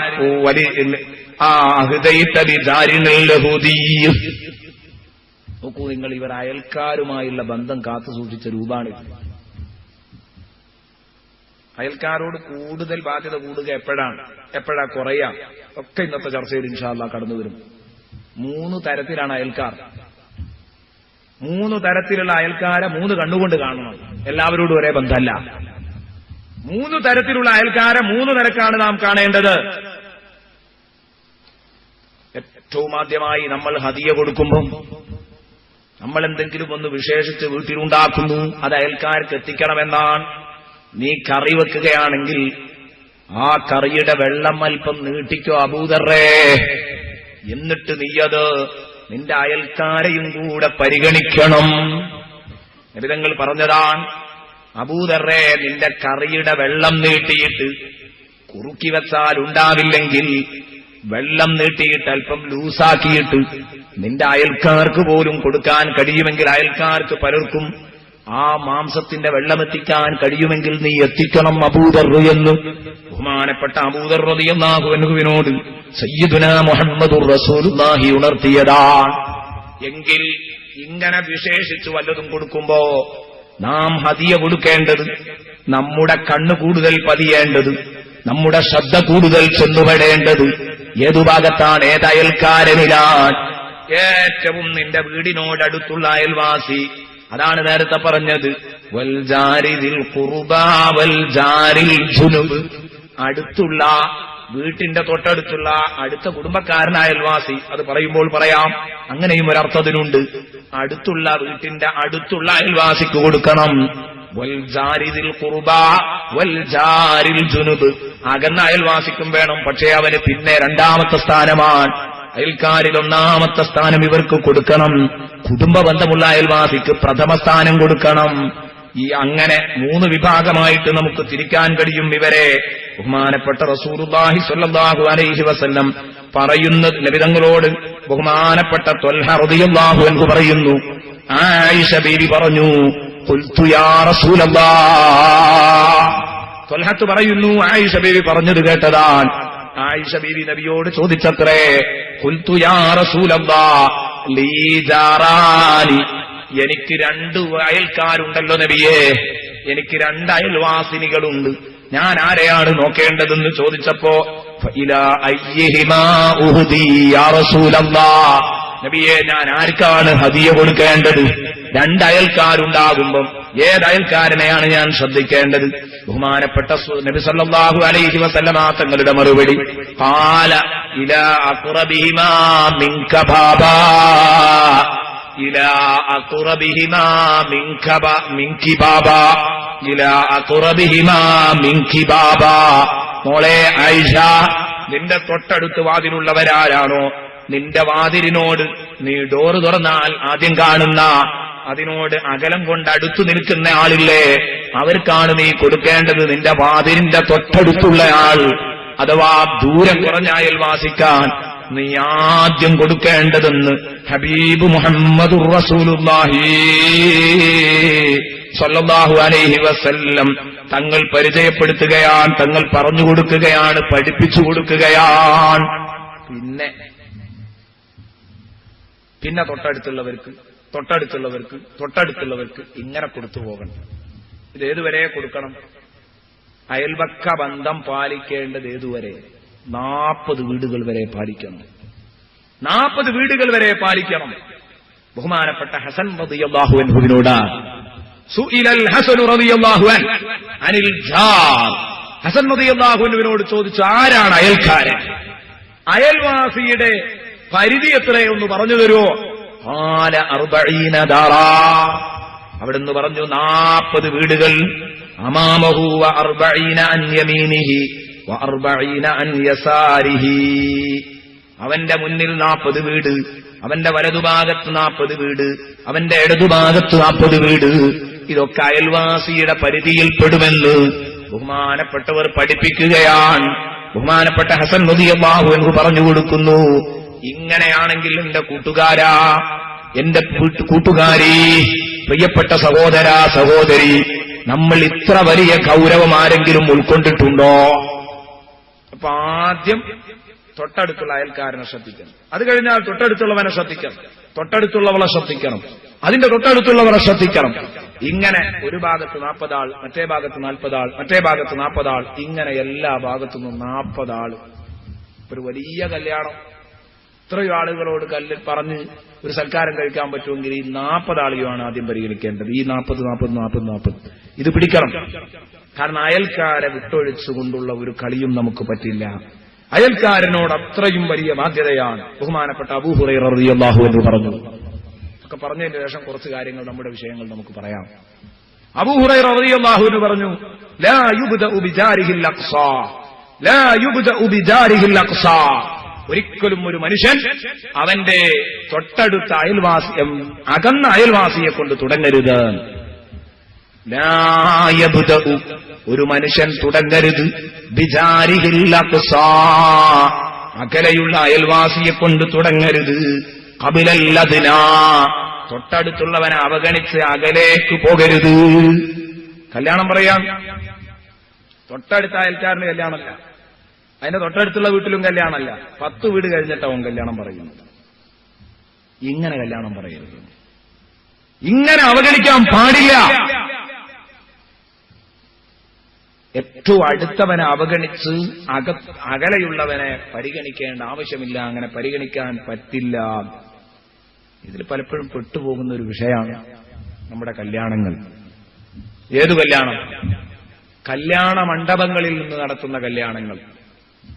അങ്ങനെ തന്നെ ഞാൻ പറയാൻ കാരണം, നമ്മളൊക്കെ പലപ്പോഴും ശ്രദ്ധിക്കാതെ പോകുന്ന ഒരു കാര്യമാണ് കല്യാണ മണ്ഡപങ്ങളിലെ മുതലാളിമാരുടെ കല്യാണങ്ങൾ. തിരുരങ്ങാടിയിൽ ഞാനിത് പറയുമ്പോൾ ഒരുപാട് സുഹൃത്തുക്കൾ സ്വന്തം അനുഭവങ്ങളായി നിങ്ങൾ ഒരുപക്ഷെ അതിനെ വിലയിരുത്തിയേക്കാം. എന്തായാലും പറയാതിരിക്കാൻ വയ്യല്ലോ. നമ്മൾ കല്യാണം കഴിക്കുന്നെങ്കിൽ കഴിയുമെങ്കിൽ അത് നമ്മുടെ വീടുമായി ബന്ധപ്പെട്ടു, അല്ലെങ്കിൽ നമ്മുടെ നാട്ടിലെ ഒരു കല്യാണ മണ്ഡപത്തിലാണെങ്കിലും കുഴപ്പമില്ല. ഇത് തിരൂരങ്ങാടിയിലുള്ളവൻ കല്യാണം കഴിക്കുന്നത് എവിടെയാ? വളാഞ്ചേരിയാണ്. തിരൂരങ്ങാടിയിലുള്ളവൻ കല്യാണം കഴിക്കുന്നത് കോഴിക്കോടാണ്. കല്യാണ മണ്ഡപത്തിൽ ആരാണ് ഈ കല്യാണത്തിലേക്ക് ക്ഷണിക്കപ്പെടാറുള്ളത്? അയൽക്കാരനെ അവഗണിക്കുന്ന ഏറ്റവും നല്ലൊരു ഉദാഹരണമാണ് ഞാൻ പറയുന്നത്. ഞാൻ പലപ്പോഴും ഇതിനെതിരെ പ്രസംഗിക്കാറുണ്ട്, പലപ്പോഴും പറഞ്ഞിട്ടുണ്ട്. ഒരറിയപ്പെട്ട ഒരു മുതലാളി ഇങ്ങനെ അദ്ദേഹത്തിന്റെ കല്യാണം, ഇപ്പൊ കല്യാണ മണ്ഡപത്തിൽ നിന്നായെങ്കിലേ ഒരു പേരുള്ളൂ കല്യാണത്തിനൊക്കെ, അല്ലാതെ ഇവിടുന്ന് നടത്തിക്കൂടാന്നല്ല. പക്ഷെ അതൊക്കെ ഒരു മട്ടാകണമെങ്കിൽ മണ്ഡപത്തിൽ നടത്തണം. അപ്പൊ അങ്ങനെ ഉണ്ടാക്കിയിട്ട് നമുക്ക് അതിനനുസരിച്ച് വിളിച്ചാലോ? ഞാൻ ചോദിച്ചു, ഈ നാട്ടിലെ പാവങ്ങൾ, നിങ്ങളുടെ കല്യാണച്ചോറ് തിന്നേണ്ട പാവങ്ങൾ, നിങ്ങളുടെ അയൽക്കാർ, അവരൊക്കെ നിങ്ങൾ അങ്ങോട്ട് പറഞ്ഞാൽ വരുമോ? അത് എത്തിപ്പെടാൻ പ്രയാസമായിരിക്കും. കല്യാണ മണ്ഡപങ്ങളിൽ നിന്ന് നടത്തുന്ന കല്യാണത്തിൽ നമ്മളെപ്പോലുള്ള ആളുകൾക്കേ വരാൻ കഴിയുള്ളൂ, വണ്ടിയും സൗകര്യമൊക്കെ ഉള്ളവർ. പിന്നെ വണ്ടി ബസ്സിന് വരികയാണെങ്കിൽ തന്നെ ഈ യാത്രാ അലവൻസ് മുഴുവനും താങ്ങിയിട്ട് ഒരു ചോറ് വയ്ക്കാൻ വരില്ല. അധികം ആളുകളുടെ അവസ്ഥ അങ്ങനെയാണ്. സാധുക്കൾ അത് പലപ്പോഴും സാധിക്കൂല. ഞാൻ പറഞ്ഞെങ്കിൽ നിങ്ങൾ നിങ്ങളുടെ കുപ്പയിലൊരുക്കൂ നിങ്ങളുടെ കല്യാണം. അദ്ദേഹം അത് കേട്ടു, അദ്ദേഹം വമ്പിച്ച കല്യാണം നടത്തി, സന്തോഷമായി കല്യാണം നടത്തി. ഞാനത് പറഞ്ഞത് ആ നാട്ടിലെ സാധുക്കൾക്ക് ആ ഭക്ഷണം ഉണ്ണാനായി, അവർക്കൊക്കെ അദ്ദേഹത്തോട് സന്തോഷം തോന്നും. അല്ലെങ്കിൽ സ്വാഭാവികമായി നമ്മൾ പറഞ്ഞാലും വരാനായ അവർക്ക് കഴിയൂല. കാരണം അല്ലെങ്കിൽ പിന്നെ അങ്ങനെ നടത്തുകയാണെങ്കിൽ കല്യാണം പറയുമ്പോൾ തന്നെ ബസ് ഫെയറും കൂടെ വീശിട്ട് കൊടുക്കണം. എന്നാ വന്നോ വേണം. കാരണം പാവപ്പെട്ട സാധുക്കൾ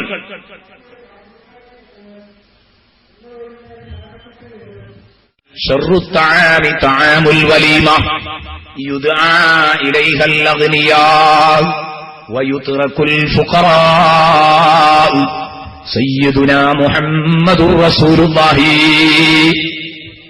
അതുകൊണ്ട് എപ്പോഴും നല്ലത് ഇങ്ങനെയുള്ള സംഗതികളൊക്കെ ഒഴിവാക്കലാണ്.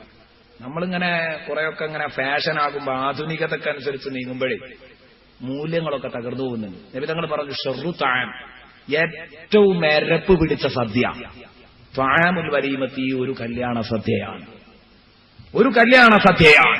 നബി തങ്ങളുടെ വാക്ക് നോക്കൂ, യുദ്ആ ഇലൈഹിൽ ഫുഖറാ, ആ വലീമത്തിലേക്ക് വിളിക്കപ്പെടും, സാധുക്കളെ വിളിക്കപ്പെടും, ക്ഷണിക്കപ്പെടും. അല യുദ്ആ ഇലൈഹിൽ അഗ്നിയ, അതിലേക്ക് മുതലാളിമാരെ ക്ഷണിക്കപ്പെടും. വയുത്രകുൽ ഫുഖറാ, സാധുക്കളെ അവഗണിക്കപ്പെടും. തന്നെപ്പോലെ വണ്ടിയും സൗകര്യമൊക്കെ ഉള്ളവനോട് പറയാ, അവിടേക്ക് കാശ് കൊടുത്ത് വരാൻ കഴിയുന്നവനോട് പറയാ, സൗകര്യമുള്ളവൻ വന്നോട്ടെ, മറ്റവനോട് എന്നെ പറഞ്ഞില്ലാന്ന് പറയണ്ടാന്ന് കരുതിയിട്ട് ആ കടമ കഴിക്കാൻ പറയാ, പറ്റൂല, സംഗതി നടക്കൂല. നബി തങ്ങൾ പറഞ്ഞു, സാധുക്കളെ അവഗണിച്ച് മുതലാളിമാരെ മാത്രം അത് വിചാരിച്ച് മുതലാളിമാരെ കല്യാണത്തിന് അവഗണിക്കുകയല്ല.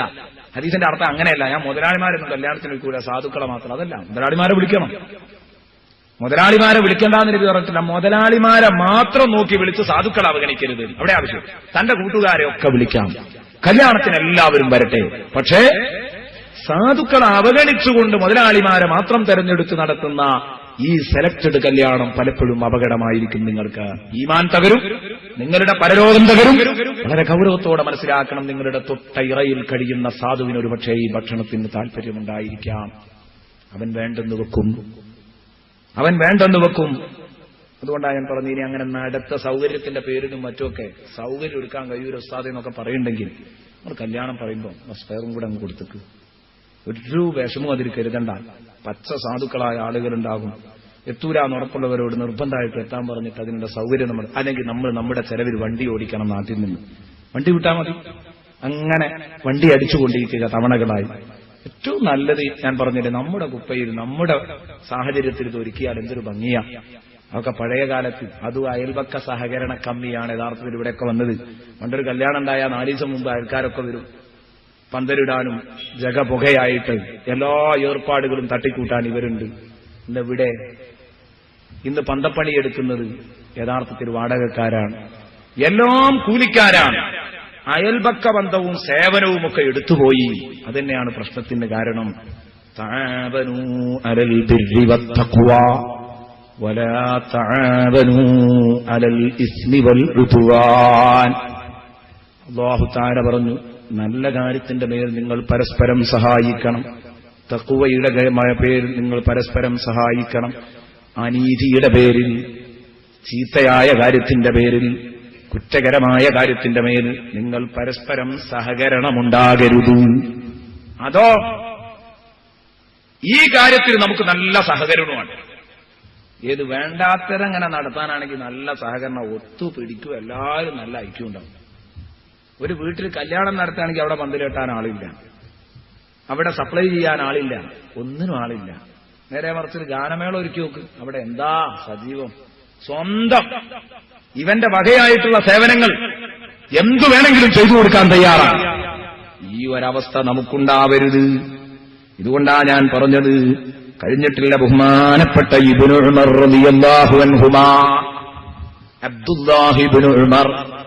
നേരത്തെ പറഞ്ഞത് അബ്ദുല്ലാഹി ഇബ്നു അംറിനെ പറ്റിയായിരുന്നു. ആടറുത്തപ്പം കൊണ്ടുപോകാൻ പറഞ്ഞത്, ജൂതന് കൊടുക്കാൻ പറഞ്ഞത്.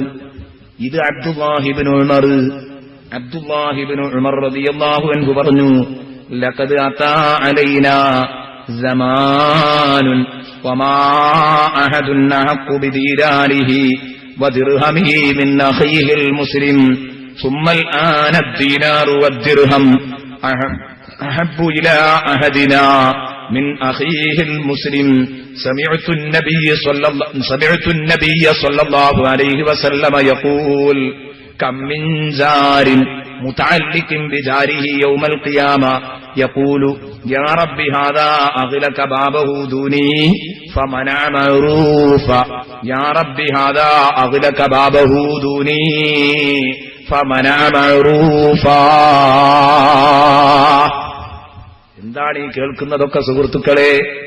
അബ്ദുല്ലാഹി ഇബ്നു ഉമർ പറയാൻ, ലഖദ് അതാ അലൈനാ സമാനുൻ, ഞങ്ങളുടെ മേൽ മുമ്പൊരു കാലുണ്ടായിരുന്നു, ഞങ്ങൾക്ക് മുമ്പൊരു കാലുണ്ടായിരുന്നു. അറിയോ അന്നത്തെ അവസ്ഥ? വമാ അഹദുൻ അഹഖു ബിദീനാരിഹി വദിർഹമിഹി, ഞങ്ങളുടെ കൂട്ടത്തിൽ ആരും അവന്റെ പണത്തെ സ്നേഹിച്ചിട്ടില്ല. മിൻ അഖീഹിൽ മുസ്ലിമി, മുസ്ലിമായ സഹോദരനേക്കാൾ പണത്തിന് സ്ഥാനം കൊടുത്തിട്ടില്ല. തന്റെ പണം കൊടുത്തിട്ടും മുസ്ലിമായ സഹോദരനെ, അയൽക്കാരനെ രക്ഷിക്കണമെന്നതായിരുന്നു ഞങ്ങളുടെ തീരുമാനം. പക്ഷേ എന്തു ചെയ്യാൻ? സുമ്മൽ ആന ദീനാറു വദ്ദിർഹമു, പിന്നെ ഇന്നത്തെ അവസ്ഥ നേരെ ഉൽട്ടയായി, തലതിരിഞ്ഞടിച്ചിരിക്കുന്നു. അദ്ദീനാറു വദ്ദിർഹം, ഇന്ന് ദീനാറും ദിർഹമും അതാ ഹബ്ബു ഇലാ ബി അഹദിനാ, ഞങ്ങൾക്ക് ഏറ്റവും ഇഷ്ടപ്പെട്ടതാ നമ്മളിൽ ഓരോരുത്തർക്കും ഇന്ന് ഇഷ്ടമാണ്. മിൻ അഖീഹിൽ മുസ്ലിമീ എന്ന് പറഞ്ഞാൽ പഴയ കാലത്തൊക്കെ ഞങ്ങൾക്ക് പണത്തെക്കാൾ വലുത് സഹോദരനായിരുന്നു, ഇന്ന് സഹോദരനേക്കാൾ വലുത് പണമായിരിക്കുന്നു. ഇതാണ് അബ്ദുല്ലാഹി ഇബ്നു ഉമർ പറഞ്ഞതിന്റെ താല്പര്യം. അത് ഇന്ന് എത്ര പുലർന്നു. എത്ര പുലർന്നു. എന്നിട്ട് മഹാനവറുകൾ പറഞ്ഞു, ഞാനിത് പറയാൻ കാരണം സമീഅതു നബിയ സല്ലല്ലാഹു അലൈഹി വസല്ലമ യഖൂൽ, നബി തങ്ങൾ പറയുന്നതായി ഞാൻ കേട്ടിട്ടുണ്ട്, അല്ലാഹുവിന്റെ ഹബീബ് പറയുന്നത് ഞാൻ കേട്ടിട്ടുണ്ട്. കമ്മിൻജാരിൻ, എത്രയെത്ര അയൽക്കാരുണ്ടാവും. നബി തങ്ങൾ ചോദിച്ചു, മുതഅല്ലിഖിൻ ബിജാരിഹി, അവന്റെ അയൽക്കാരനെ പിടിച്ചു തൂങ്ങുന്ന, വിടൂല. പരലോകത്ത് അവന്റെ അയൽക്കാരൻ സ്വർഗത്തിലേക്ക് പോവുകയാണെങ്കിൽ അവന്റെ പിന്നാലെ വന്ന് പിടിച്ചു തൂങ്ങും അവന്റെ വസ്ത്രത്തിൽ. മുതഅല്ലിഖിൻ ബിജാരിഹി, വേറെ ഒരു സഹോദരനെ അയൽക്കാരനെ വന്ന് പിടിച്ചു തൂങ്ങി അവനെ തടഞ്ഞു വെക്കുന്ന എത്ര അയൽക്കാരുണ്ട്. എന്നിട്ട് യഖൂലു, അവൻ പറയും, ഖിയാമത്ത് നാളിൽ ഇങ്ങനെ മറ്റൊരയൽക്കാരന്റെ പിന്നിൽ തൂങ്ങിയിട്ട് അല്ലാഹുവിനോട് പറയും, യാ റബ്ബി ഹദാ അഗ്ലക ബാബഹു ദൂനി, പടച്ചവനെ ഇവൻ അഗ്ലക ബാബഹു ദൂനി, എനിക്കു നേരെ അവന്റെ വാതിലടച്ചവനാണല്ലാ, ഇവൻ എനിക്കു നേരെ അവന്റെ കവാടമടച്ചവനാണ്. പടച്ചവനെ, എന്റെ കുട്ടികൾക്ക് വിശക്കുന്ന സമയത്ത് അവന്റെ കുഞ്ഞുങ്ങൾ നന്നായി ഭക്ഷിക്കുമ്പോ എന്റെ കുട്ടികളങ്ങ് കേറിച്ചെന്നപ്പം വാതിലടച്ച് ഉള്ളിലിട്ട് കൊടുത്തവനാണ് അവൻ. എന്റെ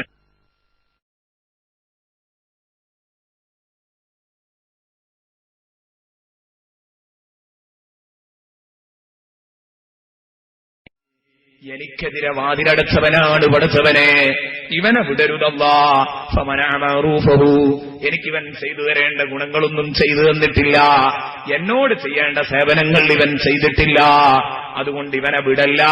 അയൽവാസിയെ നഷ്ടപ്പെടുത്തിയവനാണ് ഇവൻ, അയൽവാസിയോടുള്ള ബാധ്യത നിറവേറ്റാത്തവനാണ് അല്ലാ ഇവൻ, ഇവനെ നീ വിടരുത് പടച്ചവനെ എന്ന് പറയുന്നു. സഹോദരാ, നിങ്ങൾ ചിന്തിക്കണം. ബഹുമാനപ്പെട്ട ഇസ്മാഈലുൽ ഹഖ് റഹ്മത്തുള്ളാഹി അലൈഹി തന്റെ തഫ്സീർ റൂഹുൽ ബയാനിൽ വളരെ വിശദമായിട്ടൊരു ഹദീസ് പറയുന്നത് കാണാം. നമ്മുടെയൊക്കെ സ്ഥിരം സ്വഭാവത്തെക്കുറിച്ചായി പറയുന്നത്, അയൽക്കാരന്റെ മക്കളെ വേദനിപ്പിക്കരുത്, അയൽക്കാരന്റെ കുട്ടികളെ വേദനിപ്പിക്കരുത്. പ്രത്യേകിച്ച് മനസ്സിലാക്കണം, നിന്റെ അയൽക്കാരന് പക്വതയുണ്ട്, നിന്റെ അയൽക്കാരിക്ക് ബുദ്ധിയുറച്ചിട്ടുണ്ട്, പക്ഷേ അവന്റെ കുട്ടികൾ പക്വതയും ബുദ്ധിക്കുറവുമുള്ളവരാണ്. മനസ്സിലാക്കിക്കോ, ഇത് അപകടമാണ്. നിന്റെ മക്കളുടെ കയ്യിൽ പഴം കൊടുത്ത്, നല്ല ഫ്രൂട്ട്സുകൾ കൊടുത്ത് തിന്നാൻ വേണ്ടി അങ്ങ് വിട്ടു, അവരത് അയൽക്കാരന്റെ കുട്ടികളുടെ മുമ്പിലേക്ക് കൊണ്ടങ്ങിറങ്ങി. ആ അയൽക്കാരന്റെ കുട്ടി അത് ചോദിച്ച് കരയുമ്പോ അതൊന്ന് വാങ്ങിക്കൊടുക്കാൻ കഴിയാത്തവനെ, നിന്റെ കുട്ടി തിന്നുന്ന ഒരു മഞ്ച് കണ്ടിട്ട് അതാ അയൽക്കാരന്റെ കുട്ടി കരയുന്നെങ്കിൽ ആ കുട്ടിക്കത് വാങ്ങിക്കൊടുക്കാത്തവൻ, അത് വാങ്ങിക്കൊടുക്കാത്തവൾ വല്ലാത്ത തെറ്റാണ് ചെയ്തത്. ഹബീബിന്റെ വാക്ക് നോക്ക് നിങ്ങൾ, അൽ മുസ്ലിമു അഹുൽ മുസ്ലിം ലാ യദ്ലിമുഹു വലാ യഖ്ദുലുഹു വലാ യഈബുഹു വലാ യതതാവലു അലൈഹി ഫിൽ ബുൻയാൻ ഫയസ്തുറു അൻഹു الريح إلا بإذنه ولا يشتري لبنيه فاكهة ولا يشتري لبنيه الفاكهة فيخرجون بها إلى صبيان جاره ولا يطعمونهم منها. ഷഫീഉനാ മുഹമ്മദുർ റസൂലുള്ളാഹി. ആ ഹദീസ് നോക്ക് നിങ്ങൾ, അൽ മുസ്ലിമു അഹുൽ മുസ്ലിം, ഒരു കൂട്ടുകാരൻ മറ്റൊരു കൂട്ടുകാരന്റെ സഹോദരനാണ്. അതുകൊണ്ട് തന്നെ ലാ യദ്രിബു, ഇവനവനെ ആക്രമിക്കരുത്. അതൊന്നും വിശദീകരിക്കുന്നില്ല, കാരണം സുഹൃത്തുക്കൾ എന്ന വിഷയം നാളെയും മറ്റന്നാളും പറയുന്നത് സുഹൃത്തു ബന്ധമാണ്, സൗഹൃദത്തെക്കുറിച്ചാ പറയുന്നത്. അതുകൊണ്ട് സുഹൃത്തുക്കൾ തമ്മിലുള്ള ബാധ്യത, സഹോദരന്മാര് തമ്മിലുള്ള ബാധ്യത നാളെ പറയാം. ഇന്ന് നിങ്ങൾ ശ്രദ്ധിക്കുക, ആ ഹദീസ് വന്നപ്പോൾ അർത്ഥം പറയുന്നു എന്ന് മാത്രം.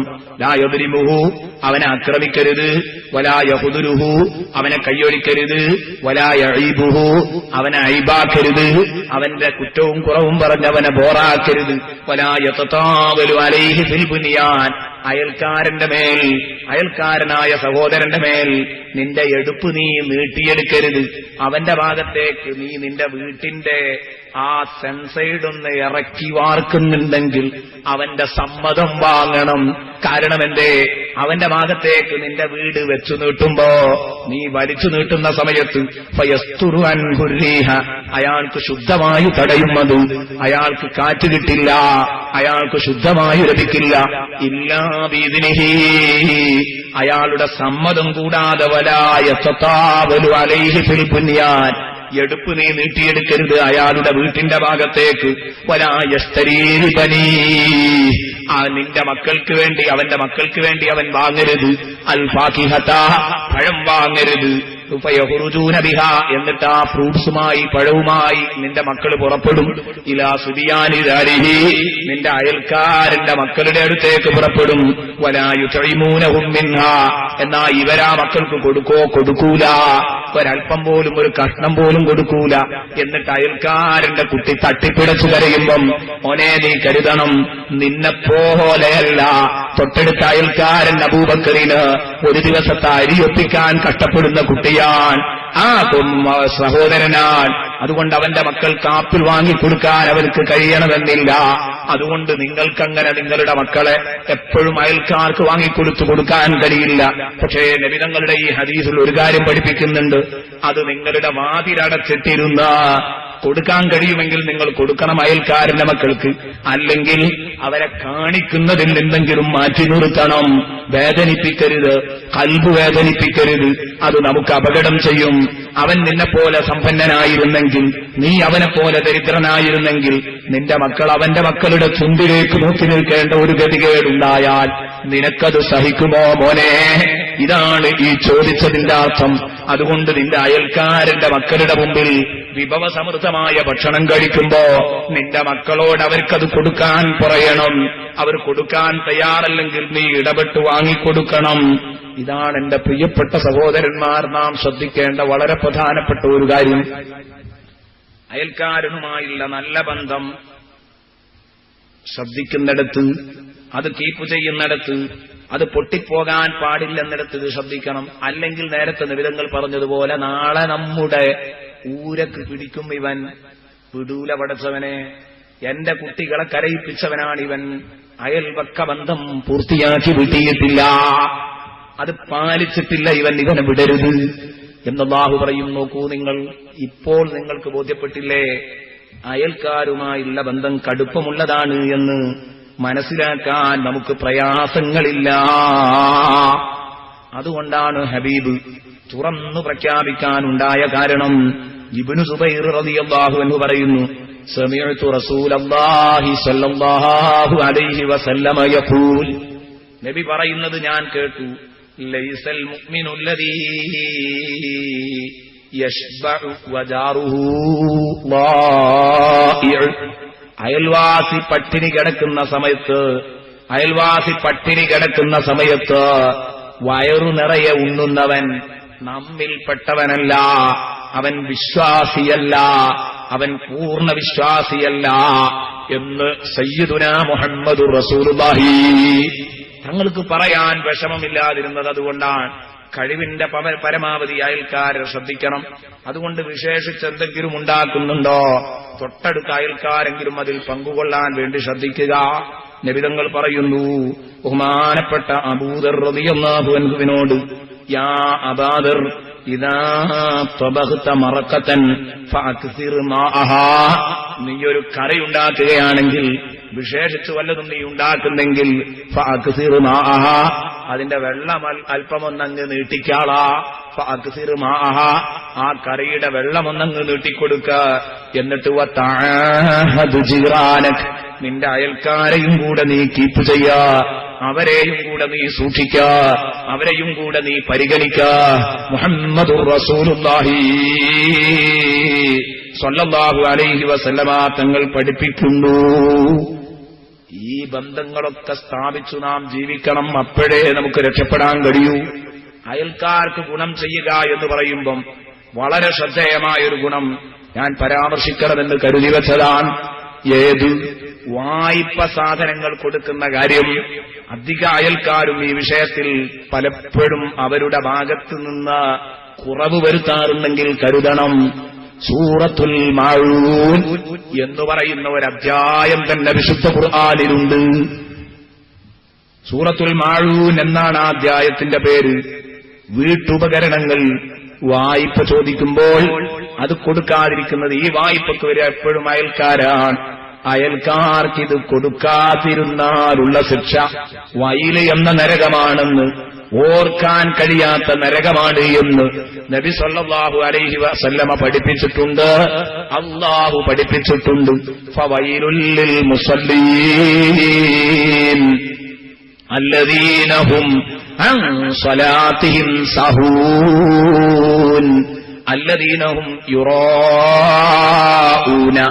വയംനഊനൽ മാഊൻ. വൈലി എന്ന നരകം ലിൽ മുസല്ലീന അല്ലദീനഹും അൻ സ്വലാത്തിഹിം സഹൂൻ. നിസ്കാരത്തെ തൊട്ട് അശ്രദ്ധരായ ആളുകൾക്കാണ്. അതൊന്നും നമുക്കിപ്പോൾ വിശദീകരിക്കാൻ സമയമില്ല, നമ്മുടെ കാര്യങ്ങൾ പറയണമല്ലോ. നിൽക്കട്ടെ. നിസ്കാരത്തെ തൊട്ട് അശ്രദ്ധരാകുന്നവർ, സമയം കിട്ടുമ്പോഴൊക്കെ നിസ്കരിക്കുന്നവർ, തോന്നുമസല്ലികളായ ആളുകൾ, എല്ലാ നിസ്കാരവും നിസ്കരിക്കണമെന്നില്ല, സമയം കിട്ടുമ്പോഴൊക്കെ ചെയ്യാമെന്ന് വെക്കുന്നവർ, അവരാണ് പ്രഥമമായി ഈ ആയത്തിൽ കടന്നുപിടിക്കുന്നത്. പിന്നെ എല്ലാം നിസ്കരിക്കുമ്പം കാട് കയറി ചിന്തിച്ച് അശ്രദ്ധരാകുന്നവർ, അവരും ഇതിൽ പെടുമെന്ന് പറയുന്നുണ്ട്. അങ്ങനെയും വിശദീകരിച്ചവരുണ്ട്. ഒന്നാമത്തെ വ്യാഖ്യാനം എല്ലാവരും സമ്മതിച്ചതാണ്. നിസ്കാരം ഉപേക്ഷിക്കുന്നവരെ കുറിച്ചായി പറഞ്ഞത് എന്ന്. ഫവൈലുൽ ലിൽ മുസല്ലീന അല്ലദീന ഹും അൻ സ്വലാത്തിഹിം സാഹൂൻ. നിസ്കാരത്തിന് തൊട്ട് അശ്രദ്ധയായവർ എന്ന് പറഞ്ഞാൽ നിസ്കരിക്കണം എന്നത്ര ഷോലില്ലാത്തവർ, എപ്പോഴെങ്കിലും ഒഴിവുണ്ടാകുമ്പോഴൊക്കെ ചെയ്യുന്ന ആളുകൾ. അതുകൊണ്ടാണ് നിസ്കാരത്തിൽ അശ്രദ്ധരാകുക എന്നതല്ല, നിസ്കാരത്തെ വിട്ട് അശ്രദ്ധരാകുന്നവർ, നിസ്കരിക്കാതെക്കുന്ന ആളുകൾ. നിസ്കാരത്തിൽ കാടുകാരെ ചിന്തിക്കുന്നവരെ കുറിച്ചാണെങ്കിൽ അല്ലദീനഹും ലിൽ മുസല്ലീന അല്ലദീനഹും ഫീ സ്വലാത്തിഹിം സാഹൂൻ എന്ന് പറഞ്ഞാൽ പോരെ എന്നൊക്കെ പറഞ്ഞിട്ട് ഭയങ്കര ചർച്ചകളൊക്കെ നടത്തിയിട്ടുണ്ട്. പക്ഷേ ഇങ്ങനെ പറഞ്ഞാലും അതും പെടുമെന്ന് സമർത്ഥിച്ചിട്ടുണ്ട് ബഹുമാനപ്പെട്ട ഇമാം ഫഖ്റുദ്ദീൻ റാസി റഹ്മത്തുള്ളാഹി അലൈഹി. അതുകൊണ്ട് അതും പെടും. പക്ഷെ പ്രഥമമായ പരിഗണന നിസ്കാരം ഉപേക്ഷിക്കുന്നവർക്ക് തന്നെയാണ്. ഫവൈലുൽ ലിൽ മുസല്ലീന അല്ലദീന ഹും അൻ സ്വലാത്തിഹിം സാഹൂൻ അല്ലദീന ഹും യുറാഊൻ. ലോകമാന്യം കാണിക്കുന്നവർ. അല്ലദീന ഹും യുറാഊൻ, ലോകമാന്യം കാണിക്കുന്നവർ, ജനങ്ങൾക്കിടയിൽ നല്ല പിള്ള ചമയുന്നവർ, അവർക്ക് നരകമാണ്. ഇഖ്ലാസ് കൊണ്ട് ചെയ്യുകയല്ല, ജനങ്ങളെ ബോധിപ്പിക്കാൻ വേണ്ടി ചെയ്യുന്നവർ, അവർക്ക് നരകമാണ്. ഫവൈലുൽ ലിൽ അല്ലദീന ഹും യുറാഊൻ വയംനഊനൽ മാഊൻ. അതുപോലെ വീട്ടുപകരണങ്ങൾ തടഞ്ഞുവെക്കുന്നവർ, അത് ചോദിച്ചിട്ട് കൊടുക്കാതിരിക്കുന്നവർ, കൊട്ട, കയ്യില്, കൈക്കോട്ട് ഇങ്ങനെയുള്ള സാധനത്തിനൊക്കെ വായ്പക്ക് വരുമ്പോഴേ അത് കൊടുക്കാതിരിക്കുക. പ്ലേറ്റ്, കസേര, സ്പൂണ് ഇതൊക്കെ ചോദിച്ചു വരുമ്പോൾ അത് കൊടുക്കാതിരിക്കുക. ഇതിനെ ആ ഖുർആൻ ഇത്രയും വിമർശിച്ചത്. ഇത് അയൽക്കാർ തമ്മിലുള്ള ബാധ്യതയാണ്. അയൽക്കാരാണ് ഈ പരസ്പരം അങ്ങോട്ടും ഇങ്ങോട്ടും ഓടിച്ചില്ല. ഖുർആൻ പഠിപ്പിക്കുന്നത്, ഇസ്ലാം പഠിപ്പിക്കുന്നത് സഹകരണത്തോടുകൂടെയുള്ള ജീവിതമാണ്. സ്വന്തം കാര്യം സിന്ദാബാദ് എന്ന് പറയാൻ ഒരൊറ്റ കുട്ടിക്കും കഴിയില്ല. മനുഷ്യൻ ദുർബലനാണ്. അയൽക്കാരനല്ലാതെ ജീവിക്കാൻ കഴിയൂല. അതൊക്കെ വെറുതെ തോന്നുക. വാപ്പല്ലാതെ ജീവിക്കാൻ കഴിയൂല, ഉമ്മല്ലാതെ ജീവിക്കാൻ കഴിയൂല. ഭാര്യ വേണം, വാപ്പ വേണം, ചേട്ടൻ വേണം, അനുജൻ വേണം, അയൽക്കാരൻ വേണം, കൂട്ടുകാരൻ വേണം, ഒക്കെ വേണം. അപ്പോഴേ ജീവിക്കാൻ കഴിയുള്ളൂ. അതാ ഖുലിഖൽ ഇൻസാനു ദഈഫ, മനുഷ്യൻ ദുർബലനായിട്ടാ പടച്ചത് എന്ന് പറഞ്ഞ് ഒരുപാട് മേഖലകളിലേക്ക് അവന്റെ ആവശ്യങ്ങളെ പിടിച്ചു കെട്ടിയിരിക്കുന്നു. ടെക്സ്റ്റൈൽസുകാരന് മറ്റു കടകളുമായിട്ട് ബന്ധമുണ്ട്. അതില്ലാതെ എന്റെ ടെക്സ്റ്റൈൽസ് മാത്രം മതി എന്ന് പറഞ്ഞാൽ അവന് മാംസം, മീന് ഇങ്ങനെയുള്ള കാര്യങ്ങൾക്കൊക്കെ അങ്ങനെയുള്ള കടക്കാരെ സമീപിക്കേണ്ടി വരും. അവർക്ക് അവരുടെ ആവശ്യത്തിന് വസ്ത്രത്തിന് ഇവിടെ വരേണ്ടി വരും. പരസ്പര സഹകരണത്തിലൂടെ അല്ലാതെ ഒരാളോട് തലക്കനം കാട്ടിയാൽ മര്യാദക്ക് ഇവിടെ ജീവിക്കാൻ കഴിയില്ല. മര്യാദക്ക് ജീവിക്കാൻ കഴിയില്ല. അതുകൊണ്ട് ആ ഖുർആൻ ധൈര്യമായിട്ട് പറഞ്ഞത് ലാ യസ്ഖർ ഖൗമുൻ മിൻ ഖൗമിൻ അസാ അൻ യകൂനു ഖൈറൻ മിൻഹും. ഒരു വിഭാഗം മറ്റൊരു വിഭാഗത്തെ കൊച്ചാക്കണ്ട. കാരണം അവർ ഇവരെക്കാൾ ഉഷാറായിരിക്കും. എല്ലാരെ പറ്റിയും പറയാതെ, എത്ര വലിയ ആളായാലും മറ്റേയാൾ എത്ര താഴ്ന്ന ആളാണെങ്കിലും അയാൾക്കില്ലാത്ത പല കഴിവും ഇയാൾക്കുണ്ടാവും. മാനം കിട്ടും.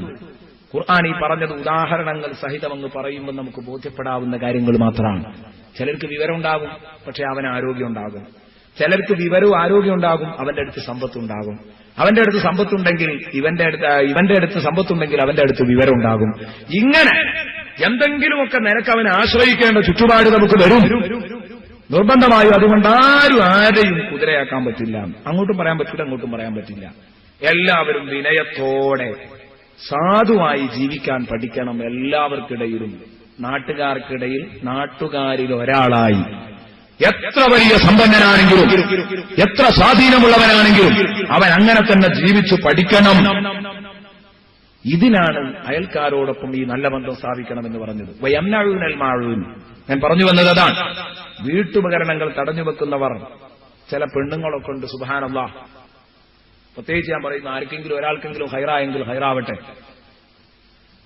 തൊട്ടടുത്ത അയൽക്കാരി ചെമ്പൊന്ന് വായ്പക്ക് വന്നാൽ നിങ്ങളെ പ്ലേറ്റ് ഒന്ന് തരുമോ എന്ന് ചോദിച്ചാൽ, ജമീലാത്ത നിങ്ങളെ കത്തി ഒന്ന് തരുമോ എന്ന് ചോദിച്ചാൽ, അപ്പോഴേക്കും ഇവിടെ സ്വഭാവം മാറും. ഇവിടുത്തെ കത്തി ഇവിടുത്തെ ആവശ്യത്തിനാണ്. ഇവളങ്ങനെയാ പറയാ. കത്തി ഇന്നാലിന്ന സ്ഥലത്ത് പോയാൽ കിട്ടും, കത്തി എവിടുന്ന വാങ്ങാൻ കിട്ടുക എന്നുവരെ ഒരു പക്ഷേ പറഞ്ഞു കൊടുത്താളും. ഇങ്ങനെയുള്ള ചില പെണ്ണുങ്ങളുണ്ട്, തീരെ സഹകരണ മനോഭാവമില്ലാത്തവർ. ഇവിടുത്തെ കസേര ഇവിടുത്തെ ആവശ്യം നടക്കും. അത് നമ്മളെ വീട്ടിൽ എന്തെങ്കിലും ഒരു സൽക്കാരം ഉണ്ടാവും, അതിനിപ്പോ 50 കസേര എങ്ങനെ റെഡിയാക്കി വെക്കാൻ പറ്റും? പറ്റൂല, അവർക്കും കഴിയൂല. വെറുതെ തോന്നുകയാണത്. നേരെ മറിച്ചോ 4 അയൽവക്കത്ത് ഓടിയിട്ട് 5 വീതം കസേര കൊണ്ട് എടുത്തുകൊണ്ടെന്നാൽ 5 കസേരയൊക്കെ ഒരു വീട്ടിൽ അങ്ങനെ സ്റ്റോക്കിന്റെ ആവശ്യമുള്ളൂ. സ്റ്റോക്ക് വെക്കേണ്ട ആവശ്യം പത്രമല്ലേ ഉള്ളൂ.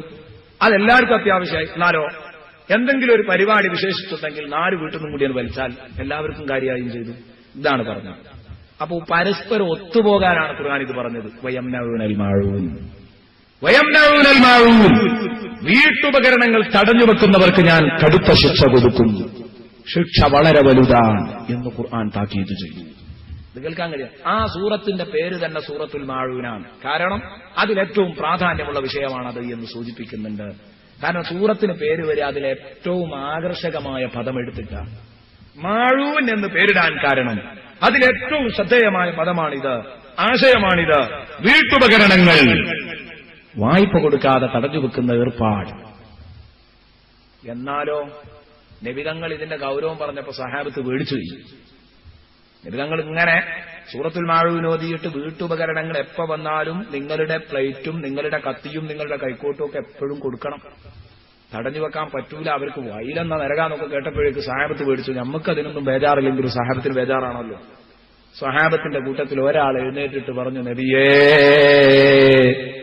വലനാ ജാറുൻ, നബിയേ ഞങ്ങൾക്കൊരയൽവാസിയുണ്ട്, ഞങ്ങൾക്കൊരയൽവാസിയുണ്ട്. ഞങ്ങൾ അദ്ദേഹത്തിന് വല്ല വീട്ടുപകരണങ്ങളും കൊടുത്താൽ വയ്യാഹു, അതയാൾ പാഴാത്തിക്കളയും നബിയേ. ഇവന് കൊടുക്കണോ? ഇതൊരു സംശയമാണ്. ഇപ്പൊ ഞാനിത് പറയുമ്പോ നിങ്ങൾക്കുണ്ടായേക്കാം, ഉസ്താദേ സംഗതിയൊക്കെ ശരിയാ, പക്ഷെ ചിലര് ലാക്കിനായിട്ട് നിന്നാളുകയാണ്. ഓലൊരു സാധനം വാങ്ങൂല, വായ്പ കൊണ്ട് മാത്രം ജീവിച്ചു പോകണം എന്നുള്ളൊരു നിലപാടാ. എന്താ ചെയ്യാ? എന്നാ ഈ സാധനം വായ്പ സാധനാണ് എന്ന നിലക്ക് അതൊന്ന് കരുതോ? ഇല്ല, ആരാന്റേതാകുമ്പോ അത് വേറൊരു ഉപയോഗ. സംഗതിയൊക്കെ ശരിയാ, പക്ഷെ കൊട്ട കൊടുത്താൽ അങ്ങോട്ട് കൊണ്ടുപോകുമ്പോ കൈയുണ്ടാവും, ഇങ്ങോട്ട് കൊണ്ടുപോകുമ്പോ കൈ ഉണ്ടാവില്ല. കത്തി കൊടുത്താൽ അങ്ങോട്ട് കൊണ്ടുപോകുമ്പോ നല്ല മൂർച്ച ഉണ്ടാവും, ഇങ്ങോട്ട് കൊണ്ടുവരുമ്പോ അതിന്റെ മൂർച്ച തല മുഴുവനും മടങ്ങിയിട്ടുണ്ടാകും, വെട്ടി നശിപ്പിച്ചിട്ടുണ്ടാവും. ഇങ്ങനത്തെ ഒരു കക്ഷിക്ക് 1-2 പ്രാവശ്യം കൊടുത്ത് ഇങ്ങനെ അബദ്ധത്തിൽപ്പെട്ട 3ാമത് കൊടുക്കണോ? അതാ ചോദ്യം. നബിതങ്ങളോടാ ചോദിക്കുന്നത്. നബി സല്ലല്ലാഹു അലൈഹി വസല്ലമ തങ്ങൾ പറഞ്ഞു, കൊട്ട അങ്ങോട്ട് കൊണ്ടുപോകുമ്പം കൈയുണ്ട്, തിരിച്ചു കൊണ്ടുപോരുമ്പോൾ ഇല്ല. കത്തി അങ്ങോട്ട് കൊണ്ടുപോകുമ്പം നല്ല കത്തിയാണ്, തിരിച്ചു കൊണ്ടുവരുമ്പോ അത് മുറിയുന്നുണ്ട്. ഇങ്ങനെയാണെങ്കിൽ അയൽവാസിയുടെ സാധനം, വായ്പ സാധനത്തിന് അതിന്റെ ഗൗരവം കണക്കിലെടുക്കാത്ത കൂട്ടുകാരന് നിങ്ങൾ കൊടുക്കാതിരിക്കുന്നതിന് തെറ്റില്ല. സയ്യിദുനാ മുഹമ്മദുർ റസൂലുള്ളാഹി. കാരണം അത് പരിഗണിക്കണം. അയൽവാസിയുടെ വായ്പ സാധനം, അതുപോലെ പിന്നെ വാടക സാധനമൊക്കെ ആയാൽ അതിന് വേറൊരു ഉപയോഗമൊക്കെയാണ്. അതുകൊണ്ട് ഇത് പലപ്പോഴും നമ്മുടെ കൂട്ടത്തിൽ പലരുടെയും സ്വഭാവം അങ്ങനെയാണ്. ഇപ്പൊ വാടകക്കെടുത്ത വണ്ടി അത് ഉപയോഗിക്കൽ വേറെ നിൽക്കുക, കാശ് കൊടുത്ത വണ്ടി ഉപയോഗിക്കൽ വേറെ നിൽക്കുക. അപ്പൊ ഇത് ആരാന്റേതാണെന്ന മനോഭാവത്തോടെ ആ ഗൗരവത്തോടെ തന്നെ ഉപയോഗിക്കണം. അല്ലെങ്കിൽ സംഗതി തെറ്റാണ്, വലിയ തെറ്റാണ് ഈ ചെയ്യുന്നത്, ചെയ്യാൻ പാടില്ല. അതുകൊണ്ട് പറഞ്ഞു വന്നത്, സഹോദരിമാരെ, നിങ്ങളുടെ വീട്ടിലുള്ള വീട്ടുപകരണങ്ങൾ നിങ്ങളുടെ അയൽക്കാരിക്ക് വായ്പ കൊടുക്കുന്നത് തടയരുത്.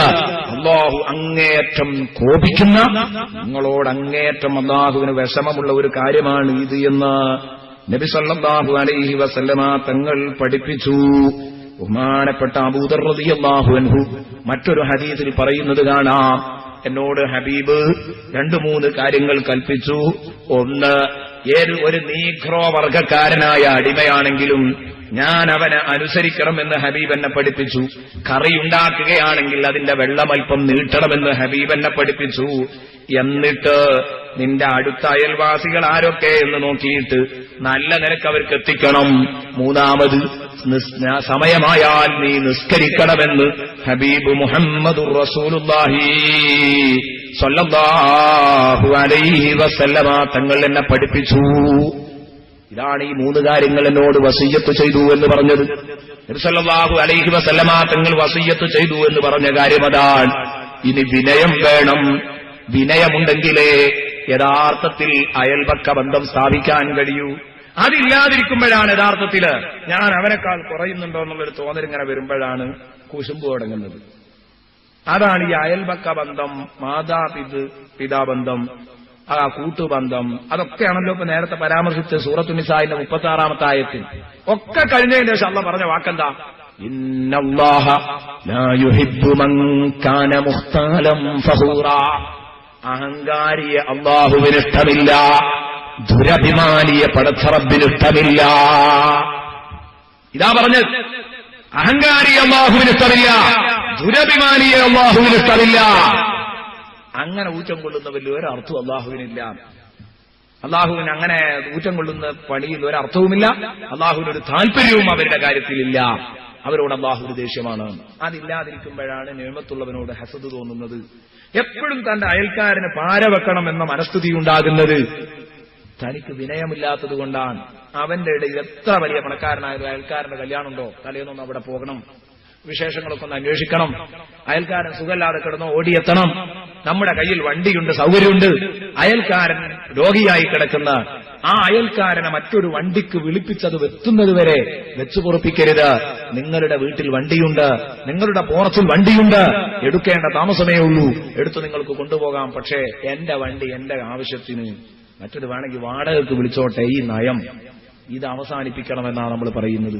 അയൽക്കാരനെ തന്റെ സ്വന്തം കുടുംബ ബന്ധത്തെ പോലെ കാണാൻ നമ്മൾ പഠിച്ചെങ്കിലേ നമുക്ക് രക്ഷപ്പെടാൻ കഴിയൂ. റസൂലുള്ളാഹി പറഞ്ഞു 3 തരത്തിലുള്ള അയൽക്കാരുണ്ട്. 3 തരത്തിലുള്ള അയൽക്കാരുണ്ട്. ഈ 3 തരത്തിലുള്ള അയൽക്കാരോട് 3 ബന്ധാണ്. ഒന്ന്, കുടുംബക്കാരനായ അയൽക്കാരൻ.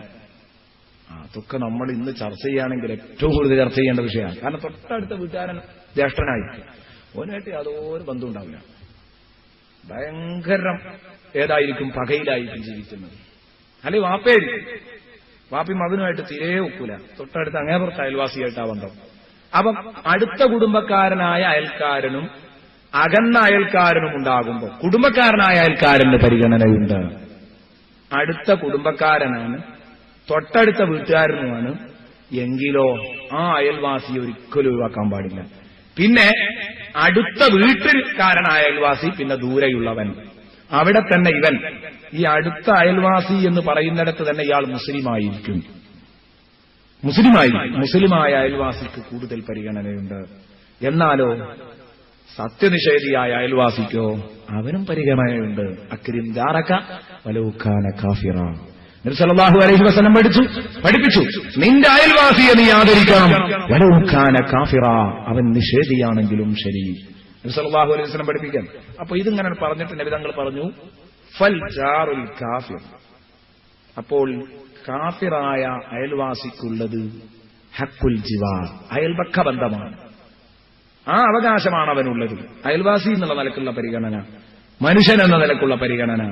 രണ്ടാമത്തേത് ഫൽ ജാറുൽ മുസ്ലിം, മുസ്ലിമായ അയൽവാസി, കുടുംബക്കാരനല്ല. ആ അയൽവാസി അവനുള്ളത് 2 ബന്ധമാണ്. ലഹു ഹഖാനി, 2 ഹക്കുണ്ട്. ഹഖുൽ ജിവാർ വ ഹഖുൽ ഇസ്ലാം. ഒന്ന് മുസ്ലിമാണെന്ന ബന്ധം, ഒന്ന് അയൽപക്ക ബന്ധം. മൂന്നാമത്തേത് അയൽവാസിയാണ്, അടുത്താണ്, കുടുംബക്കാരനാണ്. ഹഖുൽ ജിവാർ, ഹഖുൽ ഖറാബ, ഹഖുൽ ഇസ്ലാം. 3 ബന്ധം അവർക്കുണ്ട്. മുസ്ലിമാൻ, കുടുംബക്കാരനാണ്, അയൽവാസിയാണ്. അതുകൊണ്ട് ഒരിക്കലും ഇവരെ അവഗണിക്കാൻ പാടില്ലെന്ന് സയ്യിദുനാ മുഹമ്മദുർ റസൂലുള്ളാഹി. അയൽക്കാർ തമ്മിലുള്ള പൊരുത്തം തകരുന്നത്, അയൽക്കാർ തമ്മിലുള്ള പ്രശ്നങ്ങൾക്കിടവരുന്നത്, അവർ തമ്മിൽ കൊമ്പുകോർക്കാനുള്ള അധിക കാരണവും എന്താണെന്ന് ചോദിച്ചാൽ പരസ്പരമുണ്ടാകുന്ന, ഒരുമിച്ച് ജീവിക്കുമ്പോ അടുത്തു കഴിയുമ്പോഴുണ്ടാകുന്ന ചെറിയ ചെറിയ അതിരുതർക്കങ്ങൾ, ചെറിയ ചെറിയ ഇവന്റെ ആടൊന്ന് അങ്ങേപുറത്തേക്ക് കടന്നത്, അവന്റെ ആടൊന്ന് ഇങ്ങേപുറത്ത് വന്ന് അവന്റെ തൊടിയിൽ വന്ന് സാധനം കടിച്ചത്, ഇതിന്റെ പേരിലൊക്കെ ഒരുപക്ഷെ കത്തിക്കുത്തുവരെ ഉണ്ടായേക്കാം. ഇതിന്റെ പേരിൽ ഒരു ജീവൻ തന്നെ അവസാനിച്ചേക്കാം. പറ്റില്ല. സമാധാനം നിലനിൽക്കണം. ഇതിനാവശ്യമെന്താണ്? വിട്ടുവീഴ്ച ചെയ്യാൻ നിങ്ങൾ തയ്യാറാവണം. അവിടെയേ നിങ്ങൾക്ക് രക്ഷപ്പെടാൻ കഴിയൂ. വിട്ടുവീഴ്ചക്ക് തയ്യാറാവണം. ഇന്ന് നമുക്ക് കിട്ടാക്കനിയായി മാറിയ ഒരു സംഗതിയാണ് തെറ്റു ചെയ്തവർക്ക് മാപ്പ് കൊടുക്കുക, വിഡ്ഢിത്തം പുലമ്പിയവർക്ക് നേരെ ചിരിക്കുക, വിഡ്ഢിത്തം പുലമ്പിയവരോട് പുഞ്ചിരിക്കാൻ കഴിയുക, അവർക്ക് മാപ്പ് കൊടുക്കുക, അവർക്ക് നേരെ പുഞ്ചിരിക്കുക. അതേ രൂപത്തിൽ തന്നെ അവഗണിച്ചവനെ, തന്നെ ഏതായി തന്നെ വളരെ വൃത്തികെട്ട സ്വരത്തിൽ മറ്റുള്ളവരുടെ മുമ്പിൽ അവതരിപ്പിക്കുന്നവനെ അവഗണിക്കുക എന്ന് പറഞ്ഞാൽ അത് കേട്ടില്ലെന്ന് വെക്കുക, ചെവിയടക്കുക, അവനെയും അതുപോലെ പറയലല്ല. ഇങ്ങനെ ഉണ്ടെങ്കിലേ അയൽപക്ക ബന്ധം സുദൃഢമാകൂ എന്ന് പഠിപ്പിക്കുന്നു. സുഹൃത്തേ, തെറ്റുകൾ പൊറുക്കാനുള്ള മനസ്ഥിതി വലിയ മനസ്ഥിതിയാണ്. എല്ലാവർക്കും കഴിയില്ല.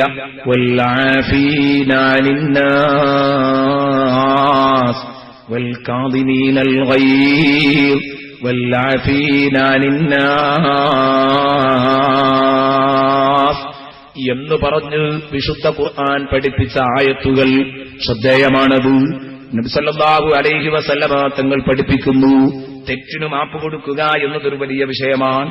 ഇദാ ജമഅല്ലാഹുൽ ഖലായിഖ യൗമൽ ഖിയാമ, നബി തങ്ങൾ പറഞ്ഞു, അന്ത്യദിനത്തിൽ അല്ലാഹു സൃഷ്ടികളെ ഒരുമിച്ച് കൂട്ടിക്കഴിഞ്ഞാൽ, സൃഷ്ടികളായ സൃഷ്ടികളെയൊക്കെ അന്ത്യദിനത്തിൽ അല്ലാഹു ഒരുമിച്ച് കൂട്ടിക്കഴിഞ്ഞാൽ, നാദാ മുനാദിൻ, അവിടെ ഒരാൾ അനൗൺസ് ചെയ്യും, വിളിച്ചു കൂവും, ഒരാൾ വിളംബരം ചെയ്യും, ഐനാഹുലുൽ ഫضൽ, ഐനാഹുലുൽ ഫضൽ, ഐനാഹുലുൽ ഫضൽ, എവിടെയാണ് മാന്യന്മാർ, എവിടെയാണ് മാന്യന്മാർ?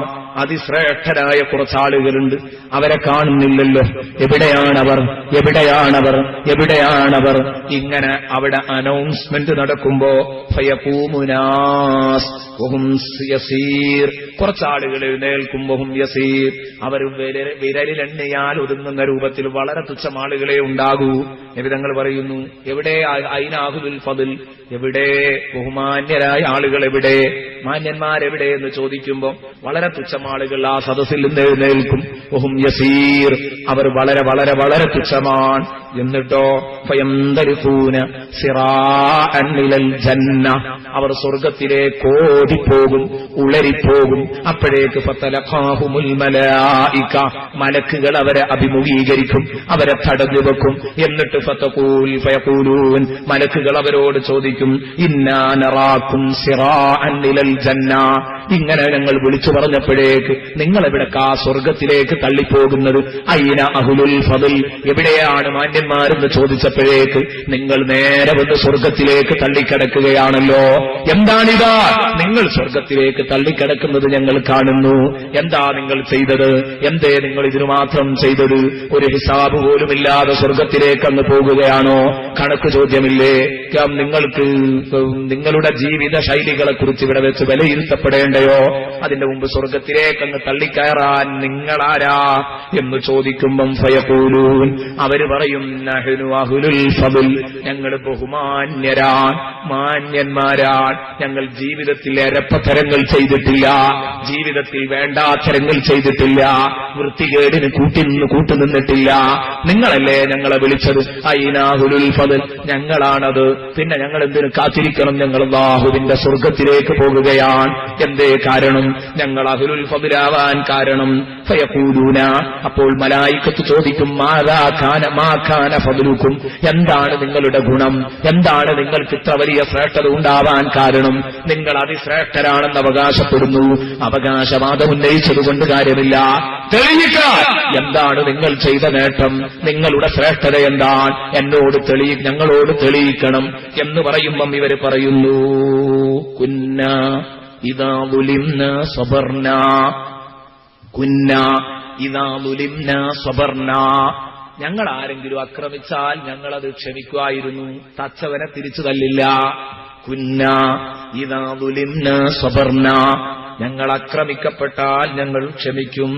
വഇദാ ഉസീഅ ഇലൈനാ, ഞങ്ങളോട് ആരെങ്കിലും ഞങ്ങളോട് തെറ്റു ചെയ്താൽ ഗഫർനാ, ഞങ്ങൾ അവർക്ക് വിശാല മനസ്സോടെ പുറത്തു കൊടുക്കും. വഇദാ ജുഹില അലൈനാ, ഞങ്ങളോട് ആരെങ്കിലും വിവരദോഷം പുലമ്പാൻ വന്നാൽ ഹലിന്നാ, ഞങ്ങളത് സഹിക്കും, ഞങ്ങളത് കേട്ടില്ല എന്ന് വെക്കും. ഞങ്ങളുടെ ക്രോധമിളക്കുകയില്ല. തിരിച്ചൊന്നു പറഞ്ഞാൽ അതിന്റെ ഇരട്ടി ഡബിളുള്ള തെറിപൂരം അങ്ങോട്ട് ഞങ്ങളുടെ നാക്കിലൂടെ ഒഴുക്കില്ല. അവരെ തെറിപൂരം കൊണ്ട് കൈകാര്യം ചെയ്യില്ല. തെറി വിളിക്കുന്നവരോട് പുഞ്ചിരിക്കും, തല്ലുന്നവർക്ക് നേരെ മാപ്പ് കൊടുക്കും. ഇത് ചെയ്യാൻ ഞങ്ങൾക്ക് കഴിഞ്ഞിട്ടുണ്ട്. അതുകൊണ്ടാ ഞങ്ങൾ പറഞ്ഞത് ഇതാണ് ഞങ്ങളുടെ ഫദ്ല്, ഞങ്ങളുടെ ശ്രേഷ്ഠത ഇതാണ്. ഫയുഖാലു ലഹും, അപ്പോൾ ഈ തള്ളിക്കിടക്കുന്ന സ്വർഗത്തിലേക്ക് തള്ളിക്കിടക്കുന്ന ഇവരോട് മലക്കുകൾ പറയും, ഉദ്ഖുലുൽ ജന്ന, നിങ്ങൾ സ്വർഗത്തിലേക്ക് പൊയ്ക്കോ. ഉദ്ഖുലുൽ ജന്ന, നിങ്ങൾ സ്വർഗത്തിലേക്ക് പൊയ്ക്കോളൂ. ഫനിഅമ അജ്റുൽ ആമിലീൻ, ദുനിയാവിൽ വെച്ച് കഷ്ടപ്പെട്ടവരുടെ പ്രതിഫലം എത്ര നല്ല പ്രതിഫലമാണ്. ഫനിഅമ അജ്റുൽ ആമിലീൻ, നിങ്ങൾ ഒരുപാട് അമലുകൾ ചെയ്തവരാണ്, അവർക്ക് കിട്ടുന്ന പ്രതിഫലത്തിൽ ഏറ്റവും നല്ല പ്രതിഫലമാണ് നിങ്ങൾക്ക് കിട്ടിയിരിക്കുന്നത്. വളരെ നന്നായിട്ടുണ്ട്. തെറ്റു ചെയ്തവർക്ക് മാപ്പ് കൊടുക്കുന്ന ഈ വേല, നിങ്ങൾ ആക്രമിച്ചവർക്ക് മാപ്പ് കൊടുക്കുന്ന ഈ വേല, അതാണ് പറഞ്ഞത്. ഇത് പെട്ടെന്ന് ചെയ്തൊപ്പിക്കാൻ പറ്റിയ കാര്യമല്ല പ്രിയപ്പെട്ട കൂട്ടുകാരെ. ഇത് ചെറിയ കാര്യമല്ല, വളരെ വലുതാ. ഇബാദുർ റഹ്മാനില്ലദീന യംശൂന അലൽ അർളി ഹൗനാ വഇദാ ഖാതബഹുമുൽ ജാഹിലൂന ഖാലൂ സലാമാ. അല്ലാഹുവിന്റെ ഭൂമിയിലൂടെ മിതത്വം പാലിച്ച് നടക്കുന്നവർ, ആരോടും അവർക്ക് തലക്കനമില്ല, ഹെഡ് വെയിറ്റ് അവർക്ക് തീരെയില്ല, ആരോടും നെഞ്ചു വിരിക്കുന്ന സ്വഭാവമില്ല. എല്ലാവരുടെ മുമ്പിലും ഒരു പരമസാധുവായി വിനയം കാണിച്ച് അവരിലൊരാളായി അവൻ ജീവിക്കുന്നു. ഇതാണ് ഇവന്റെ പ്രത്യേകത. വഇബാദുർ റഹ്മാനില്ലദീന യംശൂന അലൽ അർളി ഹൗനാ, അങ്ങനെ ഇവൻ ആരോടും ഒന്നിനും പോകില്ല, വളരെ വിനയത്തോടുകൂടെ ഇവൻ ജീവിക്കും. എങ്കിലോ ഇവനോടാരെങ്കിലും തെറിക്കു വന്നാലോ, ഇവനോടാരെങ്കിലും എതിർപ്പിന് വന്നാലോ, വഇദാ ഖാതബഹുമുൽ ജാഹിലൂന ഖാലൂ സലാമാ, ജാഹിലീങ്ങളായ ആളുകൾ, വിവരദോഷികൾ ഇവനോട് സംസാരിക്കാൻ വന്നാൽ, ഇവനോട് വെറുതെ പുലമ്പാൻ വന്നാൽ, തെറി വിളിക്കാൻ വന്നാൽ, ഖാലൂ സലാമാ, ഇവർ പറയും സലാമാ സലാമാ, പൊയ്ക്കോ പൊയ്ക്കോ, രക്ഷപ്പെട്ടോ, ഞാൻ നിന്റെ വലയിൽ കുടുങ്ങാനില്ല. നീ അങ്ങനെ പറഞ്ഞ സുഹൃത്തെ, എനിക്കങ്ങനെ പറയാൻ പറ്റില്ല, ഞാൻ മാന്യനാണ്, എനിക്കല്പം ഉളുപ്പുണ്ട്, അതുകൊണ്ട് നീ മാറി നിൽക്കണം. അതുകൊണ്ട് വിവരദോഷികൾ അവരോട് സംസാരിച്ചാൽ ഫഖാലൂ, അവര് പറയും സലാമാ സലാമാ, വണ്ടി വിട്ടോ, എന്നെ ശല്യപ്പെടുത്താൻ കഴിയില്ല, നിന്റെ വലയിൽ എന്നെ കൊടുക്കാൻ കഴിയില്ല, വിട്ട മോനെ എന്ന് പറയും. അവരോട് സലാം പറഞ്ഞൊഴിയുമെന്നും ഒരു വ്യാഖ്യാനമുണ്ട്. ഏതു സലാം? സലാമു തൗദീദ്, ആളെ ഒഴിക്കുന്ന സലാം, യാത്ര ചൊല്ലി പിരിയുന്ന സലാം. ശരി, ഒരാൾ തോന്നിവാസം പറഞ്ഞു വരുന്നു, ശരി, അസ്സലാമു അലൈക്കും എന്ന് പറയുന്നത് സ്നേഹപൂർവമുള്ള സലാമല്ല, മറിച്ച് അവനെ കൊച്ചാക്കിക്കൊണ്ടുള്ള സലാമാണ്. മോനെ, ഈ ഏർപ്പാടിന് എന്നെ കിട്ടൂല, അസ്സലാമു അലൈക്കും എന്ന് പറഞ്ഞാൽ നീ നിന്റെ പാട്ടിന് പോയിക്കോ എന്നാണ് അതിന്റെ അർത്ഥം. അങ്ങനെ സലാം പറയുക എന്നാണ് ഇതിന്റെ അർത്ഥമെന്ന് വ്യാഖ്യാനിച്ചവരുമുണ്ട്. എങ്ങനെയായാലും കൂട്ടുകാരെ, ആശയമൊന്നാണ്. നമ്മളോട് വേണ്ടാത്തരം പുലമ്പാൻ വന്നവന് മാപ്പ് കൊടുക്കുന്ന ശൈലി, അല്ലാതെ അറേബ്യൻ ജാഹിലിയ്യ കാലഘട്ടത്തിലെ അറബി കവി പറഞ്ഞതുപോലെ ആവരുത്. അലാ ലാ യജ്ഹലന്ന അഹദുൻ അലൈനാ ഫനജ്ഹല ഫൗക ജഹ്ലിൽ ജാഹിലീനാ. അലാ ലാ യജ്ഹലന്ന അഹദുൻ അലൈനാ, അലാ അറിയണം, ലാ യജ്ഹലന്ന അഹദുൻ അലൈനാ, നമ്മളോടൊരാളും തോന്നിവാസത്തിന് വരണ്ട, വിവരദോഷം പുലമ്പാൻ വരണ്ട. കാരണമെന്തേ?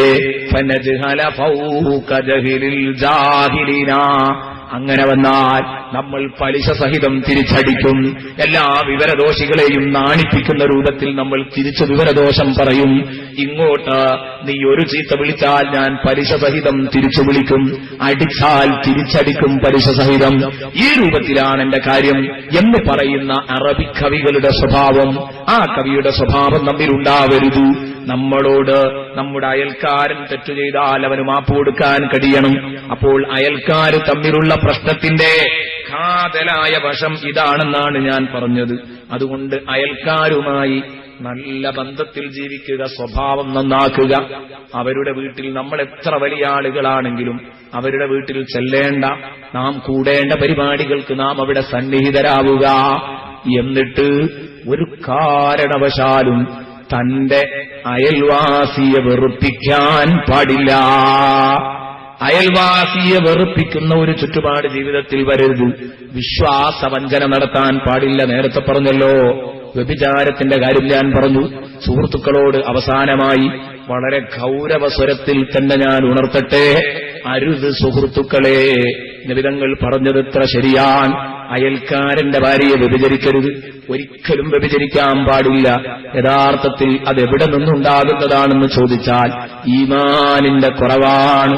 വ്യഭിചാരത്തെക്കുറിച്ച് റസൂലുള്ളാഹി തങ്ങൾ പറഞ്ഞത്, ഈമാൻ യഥാർത്ഥത്തിൽ അവന്റെ അഴുക്ക് തരിച്ചു കളയുന്ന ഒരു തരിപ്പയാണ് യഥാർത്ഥത്തിൽ ഈമാൻ.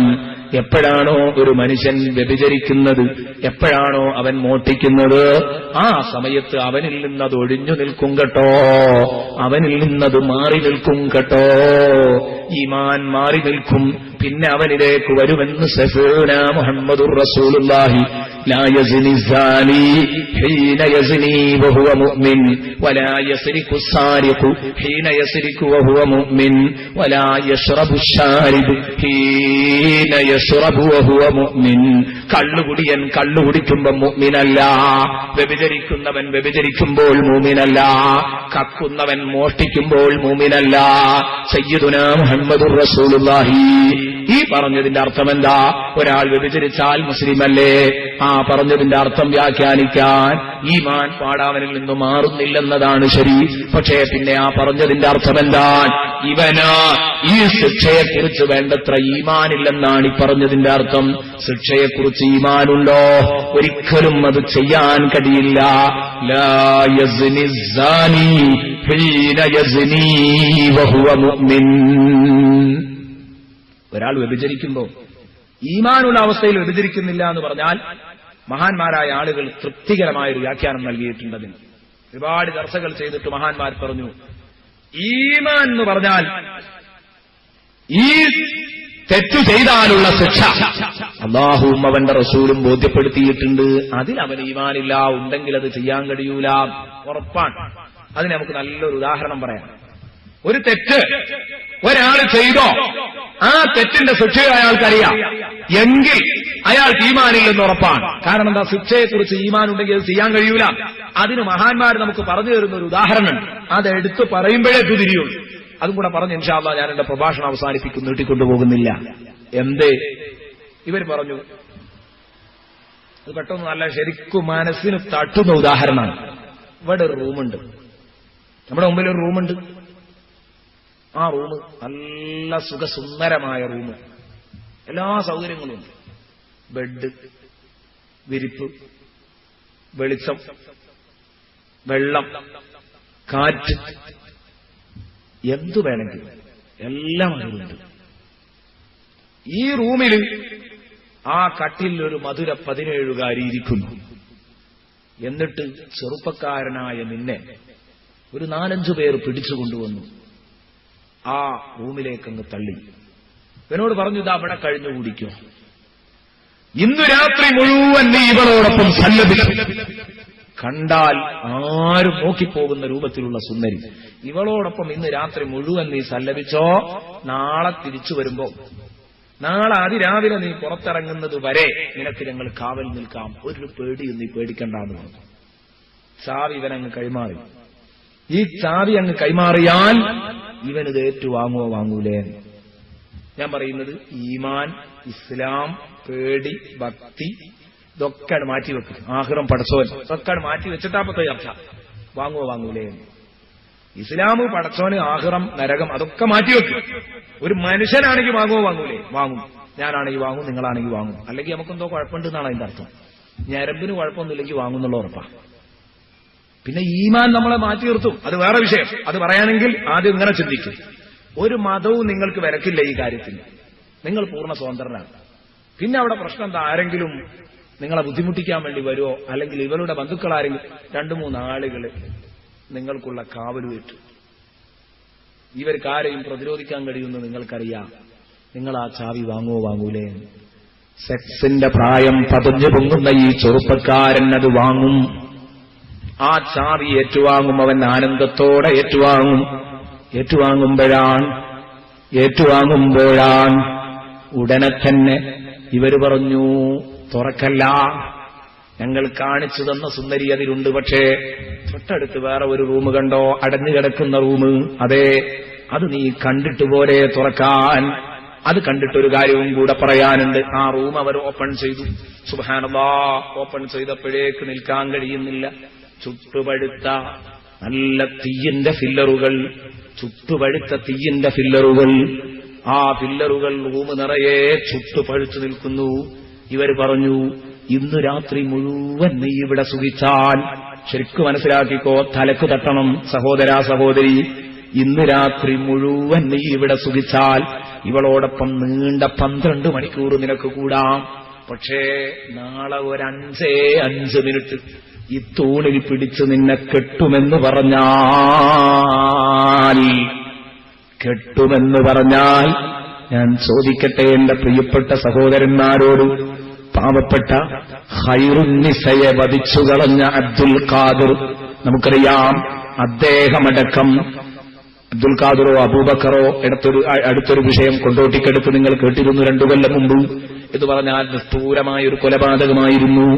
അവളെ വ്യഭിചരിച്ചതിന്റെ ശേഷം, പീഡിപ്പിച്ചതിന്റെ ശേഷം ആ വിഷയം പുറത്തു പറയുമെന്ന് പറഞ്ഞപ്പോ അവളെ കൊന്ന് അതാ പണിതീരാത്ത വീടിന്റെ റാക്കിന്റെ മുകളിലേക്ക് എറിഞ്ഞപ്പോ അവൾ ഉരുണ്ടു വീണു.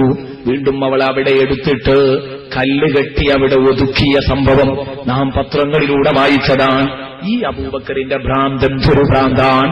അതുപോലെ അടുത്ത് നിങ്ങൾ പത്രത്തിൽ വായിച്ചിട്ടുണ്ടാകും, 8 വയസ്സുകാരിയെ പീഡിപ്പിച്ചവനെ, 5 വയസ്സുകാരിയെ പീഡിപ്പിച്ചവനെ, ഈ നരമ്പ് ഭ്രാന്തനടക്കം ഞാൻ പറയുന്നു, ആ ചാവി തിരിച്ചു കൊടുക്കോ കൊടുക്കില്ലേ? നിങ്ങൾ വിലയിരുത്തണം. കൊടുക്കും, സത്യതാണ്, കൊടുക്കും. ഇവനടക്കം, ഈ ഭ്രാന്തനടക്കം തിരിച്ചു കൊടുക്കും. എന്തോ കാരണം? ശിക്ഷയിൽ വിശ്വാസമുണ്ട്, ശിക്ഷയിൽ ഈമാൻ ഉണ്ടായപ്പം തിരിച്ചു കൊടുത്തു. ഇത് ഉറപ്പാ, നാളെ നേരം വിളിക്കുമ്പം ഇത് ഒരുക്കി തന്നവരെന്നെ കെട്ടിയിടുന്നറിയാം. 5 മിനിറ്റ് എനിക്ക് ശിക്ഷ അനുഭവിച്ചുകൂടാ, നീണ്ട 12 മണിക്കൂർ സുഖിക്കുന്നതിന് പകരം. എന്നാലോ അതേ വിഷയം തന്നെയല്ലേ അള്ളാഹു നമ്മളോട് പറഞ്ഞത്? 5 മിനിറ്റ് ഇവിടെ സുഖിച്ചാൽ കാലാകാലം നിങ്ങളെ കെട്ടിയിടുന്നാ പറഞ്ഞത്. അത് വിശ്വസിക്കുന്നവരാ നമ്മൾ. എന്നിട്ടുണ്ടോ നമ്മൾ ഈ വേണ്ടാത്തരത്തിൽ നിന്നൊഴിയുന്നത്? ഇല്ല. അതെന്തുകൊണ്ടാ? ഈമാനില്ല, വെറും പുറംപൂച്ച് മാത്രമാണ്. തട്ടിയിട്ടില്ല ഈമാൻ. ഖൽബിലേക്ക് കടന്നിരുന്നെങ്കിൽ ചെയ്യൂല.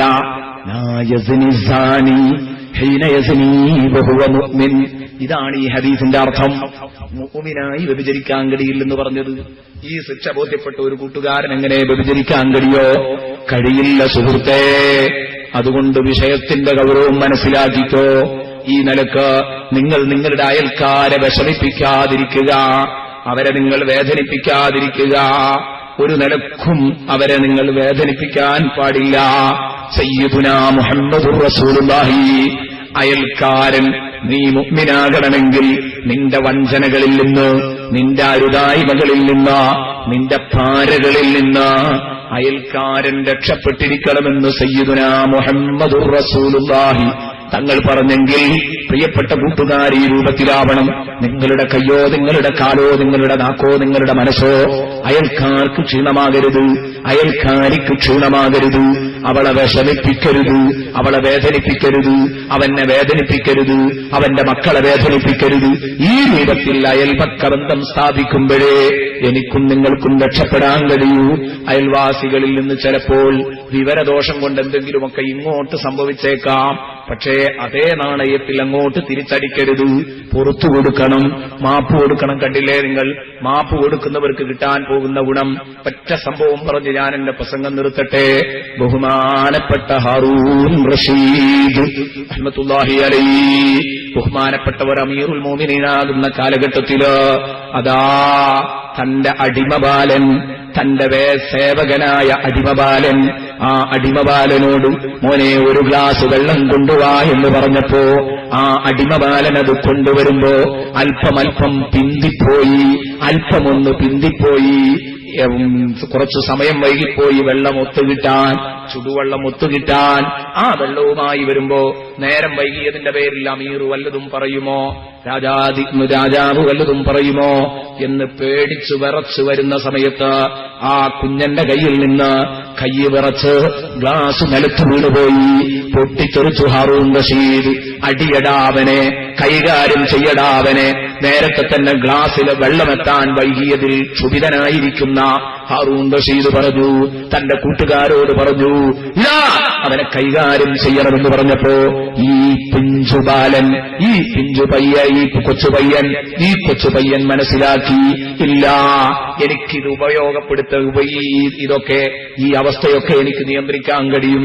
കാരണം എന്റെ നേതാവ് അമീറുൽ മോമിനീൻ ഹാറൂൻ റഷീദ് ഖുർആനിൽ വിശ്വാസമുള്ളയാളാണ്. ഖുർആൻ ഓതിക്കൊടുത്താൽ അവിടെ നിൽക്കും. ഖുർആൻ ഓതിയാൽ അവിടെ ഉടനടി അയാളുടെ എല്ലാ കോപവും അടങ്ങും. ഖുർആൻ എന്ത് പറഞ്ഞോ അതിന്റെ മുമ്പിൽ ഉമർ റളിയല്ലാഹു അൻഹുവിനെ കൊണ്ട് പറഞ്ഞതുപോലെ ന്റെ കിതാബില്ല, ഉമർ അല്ലാഹുവിന്റെ ഗ്രന്ഥത്തിനു മുമ്പിൽ സഡൻ ബ്രേക്ക് ഇടുന്ന ആളായിരുന്നു എന്ന് പറഞ്ഞല്ലോ. അതേ രൂപത്തിൽ ഇതാ ഹാറൂൻ റഷീദ് ഖുർആൻ എന്ത് പറഞ്ഞോ അവിടെ നിൽക്കും. ഇത് മനസ്സിലാക്കിയ കുഞ്ഞു പറഞ്ഞു, അല്ല നേതാവേ, നിങ്ങൾ ഇക്കോലത്തിൽ കുപിതനാകാമോ, നിങ്ങൾ ഇക്കോലത്തിൽ റൈസാകാമോ? കാല അല്ലാഹു തആല, അല്ലാഹു പറഞ്ഞിരിക്കുന്നു, വൽ കാദിമീനൽ ഗൈബ്,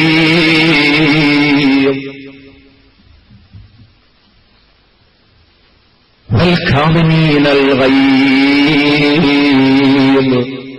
കോപം ഒതുക്കുന്നവരാണ് മുഅ്മിനീങ്ങൾ. മുഅ്മിനീങ്ങൾ അങ്ങനെ വർണ്ണിച്ചെടുത്തുള്ള പറഞ്ഞതാ ഖുർആനിൽ ഒരിടത്ത്, വൽ കാദിമീനൽ ഗൈബ്, കോപം വരുമ്പോ അത് വിഴുങ്ങിക്കളയണം. അവരല്ലേ മുഅ്മിനീങ്ങൾ. നിങ്ങളിങ്ങനെ ചൂടാവാൻ പറ്റുമോ എന്ന് ചോദിച്ചപ്പോ അമീറുൽ മുഅ്മിനീൻ പറഞ്ഞത്രേ, കദം തുഗൈലി, പടച്ച റബ്ബിനെ കരുതി, പടച്ച റബ്ബിനെ പ്രതീക്ഷിച്ച് ഞാനിതാ എന്റെ കോപം ഒതുക്കിയിരിക്കുന്നു. കദം തുഗൈലി, എന്റെ കോപം ഞാനിതാ ഒതുക്കിയിരിക്കുന്നു. എനിക്ക് കോപമില്ല. പുഞ്ചിരിച്ചു. ചൂടാകുന്ന ഹാറൂൻ റഷീദ് പുഞ്ചിരിച്ചു. എന്നിട്ട് പറഞ്ഞു, കോപിക്കണ്ട, പക്ഷെ തല്ലുന്നത് പതിനെതിരല്ലോ, ഓരോന്ന് കൊടുത്തേക്കാണ് ചിരിച്ചുകൊണ്ട്. ഇതൊരു ഏതാണ് ഈ കുട്ടി ചെയ്തതിന് ഖുർആൻ പറഞ്ഞതിന് ഞാൻ എതിരല്ല എന്നുള്ള നിലക്കാ ചിന്തിച്ചത്. ഖുർആൻ പറഞ്ഞത് കോപിക്കരുത് എന്നാണ്. ചിരിച്ചോണ്ട് പറഞ്ഞു, ഒന്നാട് കൊടുത്തേക്ക്, ഇനിയെങ്കിലും ശരിയായിക്കോട്ടെ. ചിരിച്ചുകൊണ്ട് കോപൊതുങ്ങി. പക്ഷേ കുട്ടി പറഞ്ഞു, പ്രിയപ്പെട്ട നേതാവേ, അല്ലാഹു അവിടെ നിർത്തിയിട്ടില്ല. തൊട്ടടുത്ത വാക്ക് വിവരദോഷം കാണിച്ചവർക്ക് മാപ്പ് കൊടുക്കണമെന്നാ ഖുർആൻ പറഞ്ഞത്. കോപം ഒതുക്കിയാൽ മാത്രം പോരാ, അതിന്റെ തൊട്ടടുത്ത ആയത്താണത്. വൽ കാദിമീനൽ ഗൈബ് വൽ ആഫീന അനിൻ നാസ്, ജനങ്ങൾക്ക് മാപ്പ് കൊടുക്കണം. ഉടനെ തന്നെ ബഹുമാനപ്പെട്ടവർ പറഞ്ഞു, അഫൗതു അൻക്, മോനെ നിനക്ക് ഞാൻ മാപ്പ് തന്നു, അവനെ തല്ലണ്ട, അവന് ഞാൻ മാപ്പ് കൊടുത്തിരിക്കുന്നു. ഉടനെ ഇക്കുട്ടി ഇതൊരവസരമാണെന്ന് കണ്ടു. കാരണം എന്തു പറഞ്ഞാലും എന്റെ നേതാവിനെ കിട്ടുന്നുണ്ട്. ഖുർആൻ പറഞ്ഞാൽ അവിടെ നിൽക്കും. അടുത്ത ആയത്തിന്റെ ബാക്കി ഭാഗം പൂർത്തീകരണം എനിക്ക് ഓർമ്മയുമുണ്ട്. ഓതിക്കിട്ടിയാൽ അഥവാ കിട്ടിയെങ്കിൽ കിട്ടിയില്ലേ എന്ന് കരുതി വെറുതെ അങ്ങ് പറഞ്ഞതാണ്. അല്ലാഹു യുഹിബ്ബുൽ മുഹ്സിനീൻ, അള്ളാഹു കാരുണ്യം ചെയ്യുന്നവരെ, എന്തെങ്കിലുമൊക്കെ ജനങ്ങൾക്ക് ഉപകാരം ചെയ്യുന്നവരെ അള്ളാഹുവിന് ഇഷ്ടമാണ്. ഉടനെ തന്നെ ചോദിച്ചു, അയ്യ ഇഹ്സാനിൻ തുരീദ്, മോനെ അള്ളാഹു മുഹ്സിനീങ്ങളെ ഇഷ്ടപ്പെടുന്നുവെന്ന് നീ പറഞ്ഞു, അത് ഓതിയത് കൊണ്ട് നീ എന്നിൽ നിന്ന് വല്ല ഗുണവും പ്രതീക്ഷിക്കുന്നുണ്ടോ? ഞാൻ നിനക്ക് വല്ലതും ചെയ്തു തരണോ? അവിടെ അങ്ങ് വെച്ചുകൊടുത്തു, കുട്ടി ഒരുപാട് കാലമായി നിങ്ങളുടെ വീട്ടില് ഈ അടിമവേല ചെയ്യുന്നു, എന്നെ ഒന്ന് അടിമത്തത്തിൽ നിന്ന് മോചിപ്പിച്ചു തരുമോ? വലിയ കാര്യമാണ് ചോദിക്കുന്നത്. വഴിക്കാരെങ്കിലും ആനയെയുമായി നടന്നു പോകുമ്പോ ഒരു കുഞ്ഞ് അതാ ആ മുതലാളിയോട് ചോദിക്കുന്നു, അല്ലെങ്കിൽ പാപ്പാനോട് ചോദിക്കുന്നു, ആ ആനയെ എനിക്ക് തരുമോ?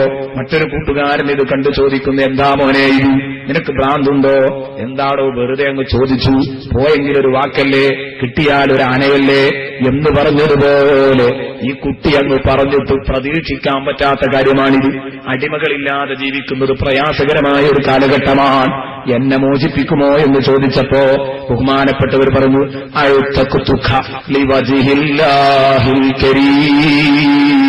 ഓനെ അള്ളാഹുവിനെ പേടിച്ച് അള്ളാഹുവിന്റെ പ്രീതി കാംക്ഷിച്ചുകൊണ്ട് ഞാൻ നിന്നെ എഴുത്തുക്ക് ചൊല്ലിയിരിക്കുന്നു മോനെ.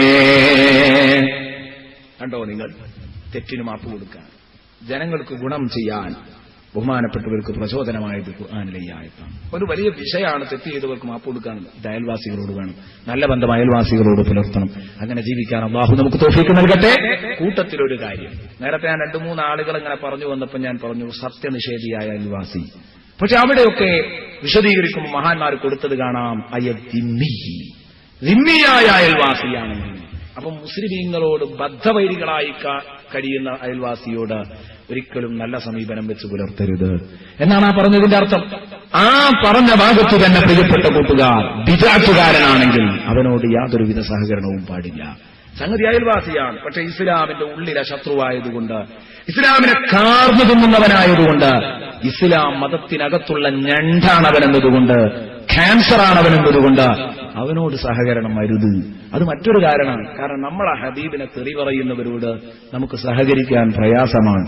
ഹബീബിനെ കുറ്റം പറയുന്നവരോട് നമുക്ക് പുഞ്ചിരിക്കാൻ പ്രയാസമുണ്ട്.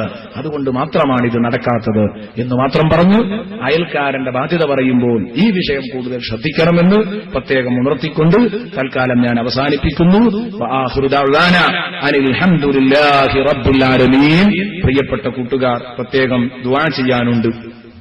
ഒരുപാട് ആളുകൾ ദുആ ചെയ്യാൻ ഏൽപ്പിച്ചിട്ടുണ്ട്. ഈ സാഹോദര്യ ബന്ധം പലപ്പോഴും പലർക്കും മനസ്സിലാകാതെ പോകുന്ന ഒരവസ്ഥയാണ്. അതുകൊണ്ട് അത് മനസ്സിലാക്കാൻ വേണ്ടിയിട്ട് 2 ദിവസം ഇൻഷാ അല്ലാഹ് ചർച്ച, ഇത് നിങ്ങൾക്ക് ഉപകരിക്കുന്ന ചർച്ച എന്ന് പറഞ്ഞാൽ, നബി എങ്ങനെ കൂട്ടുകാരോടൊപ്പം ജീവിച്ചു, എങ്ങനെയാണ് ഒരു കൂട്ടുകാരനെ സ്വീകരിച്ചത്, എങ്ങനെയാണ് ഒരാളെ സ്വാഗതം ചെയ്തിരുത്തിയത്, ഇതൊക്കെയാണ് അവിടുത്തെ ചർച്ച. എന്നിട്ട് കൂട്ടുകാർ തമ്മിലുള്ള കടപ്പാടുകളും ബാധ്യതകളും പറഞ്ഞ് നമുക്ക് നാളെ പിരിയാം. പെട്ടെന്ന് ദുആ ചെയ്യുന്നു.